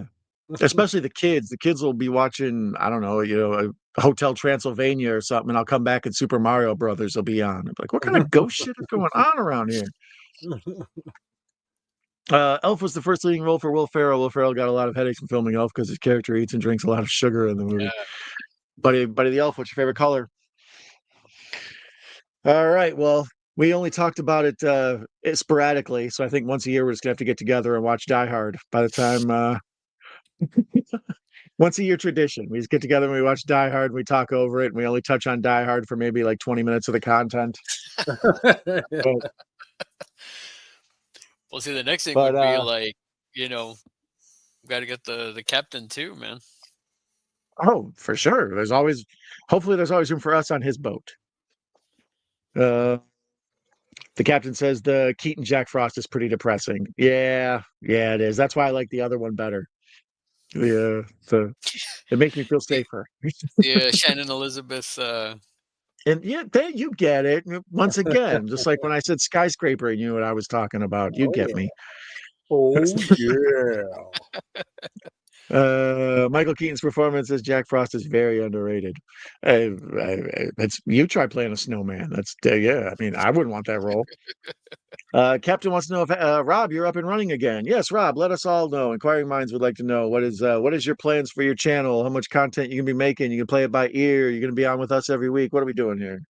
I'm I don't know, playing it by ear at the moment, but I'm coming. I got content coming in the new year. I have a new show planned when I finish the whole store, and I'm hoping by maybe like the end of January. I got like a whole different kind of format, and it's like I'm doing like a comedy kind of sitcom kind of style. So I like it. Nice. And I think we mentioned it. I was talking with you before we got started today. The video store. As soon as I saw it, I was so happy, Larry. Like, because he had the old store for so long, and then I knew he was setting up a new store. So as soon as I got the look, I was just like, oh, it's back. Rob's in his store. I feel the world is like whole again. This is not fully. Like I said, it's not fully like 100% yet, but it's enough for now. It's a Predator 2 poster too, man. That's what I like. That's the first thing when I saw him on the Ninth Circle last week. I was like, the Predator 2 poster, nice. Yeah. It's original poster too, man. It's like brand new. Oh, nice. Professor points out Die Hard is such a good movie. He's seen it a bunch of times, and it still has him at the edge of his seat cheering for McClain. Yeah, no matter how many times I see Die Hard, I'm never like, you know what? I'm tired of Die Hard. That's why I often compare it to Jaws. It's like Jaws and Die Hard have like unlimited rewatchability for me. I could watch these movies once a day, and I would never just be like, again with the Die Hard. Okay. I'd be like, hey guys, look, that guy looks like Huey Lewis. Hopefully you get to watch with somebody who says Huey who? Yeah. Huey who? Huey who? I want a new drug. I'll be getting some live streams set up in 2025. You fellas will be the first to know. Well, awesome, Adam. I was going to say, I always love me some Captain content, some Captent. Mr. Mom starring Michael Keaton is also very underrated. Yeah, I love me some Mr. Mom. That was an early cable. Gung Ho. I worked at an Amazon facility for a while, and before the like shifts would start, they would make you do like the squats and all that, like they did in Gung Ho. Oh, and really? I would turn to them and be like, "I'm like, do you guys remember? Do you ever see Gung Ho?" And they all just look at me like I'm a crazy person who made that up. And I'm like, "No, duck walk." He's at the Ramada Inn eating $silver pancakes. I remember that movie. Was it Johnny Dangerously? Is that it? Yeah, that's a good one. You farganizer? Yeah, you dirty bastards. My mother hung me on a hook, Rob. Once. I use that line for like so many things after that. People that someone said, you know what? Last time somebody said to me once. I just say it all the time. I like how he just stays like that when they open the door with him on the hook. He's just like. Lamonia says she loves that for you, Rob. She's looking forward to it. Yeah, we're looking forward to Rob being around more as well, and hopefully working with Rob. It's always nice to collab with the one of our main dudes. Yes, I'm happy to be Russell here. always points out Michael Keaton and Clean and Sober is a great film. You can relate to it. Yeah, I imagine so. Cheers, Captain. I would argue one good cop is a really good one with Michael Keaton. One Good Cop. I think we've mentioned before, Pacific Heights is sort of an underrated Keaton classic. Yeah. All right, fellas. Anybody got any final last thoughts you'd like to say? Are either of you planning anything before Christmas on your channel, or is this going to be some of the last content you'll be floating around before that? Or yeah, I'm pretty much like just hanging out. So I'm up for whatever, man. If anybody wants to hang out, hit me up. You know where I'm at. I'm always down to work with Rob. What about you, Larry? You got anything major planned? I saw you you put out something today. The unboxing of the NECA. What was it? The $500 box? Yeah. The $500 worth of product. Yeah, that was interesting to open up. I was like, oh my god.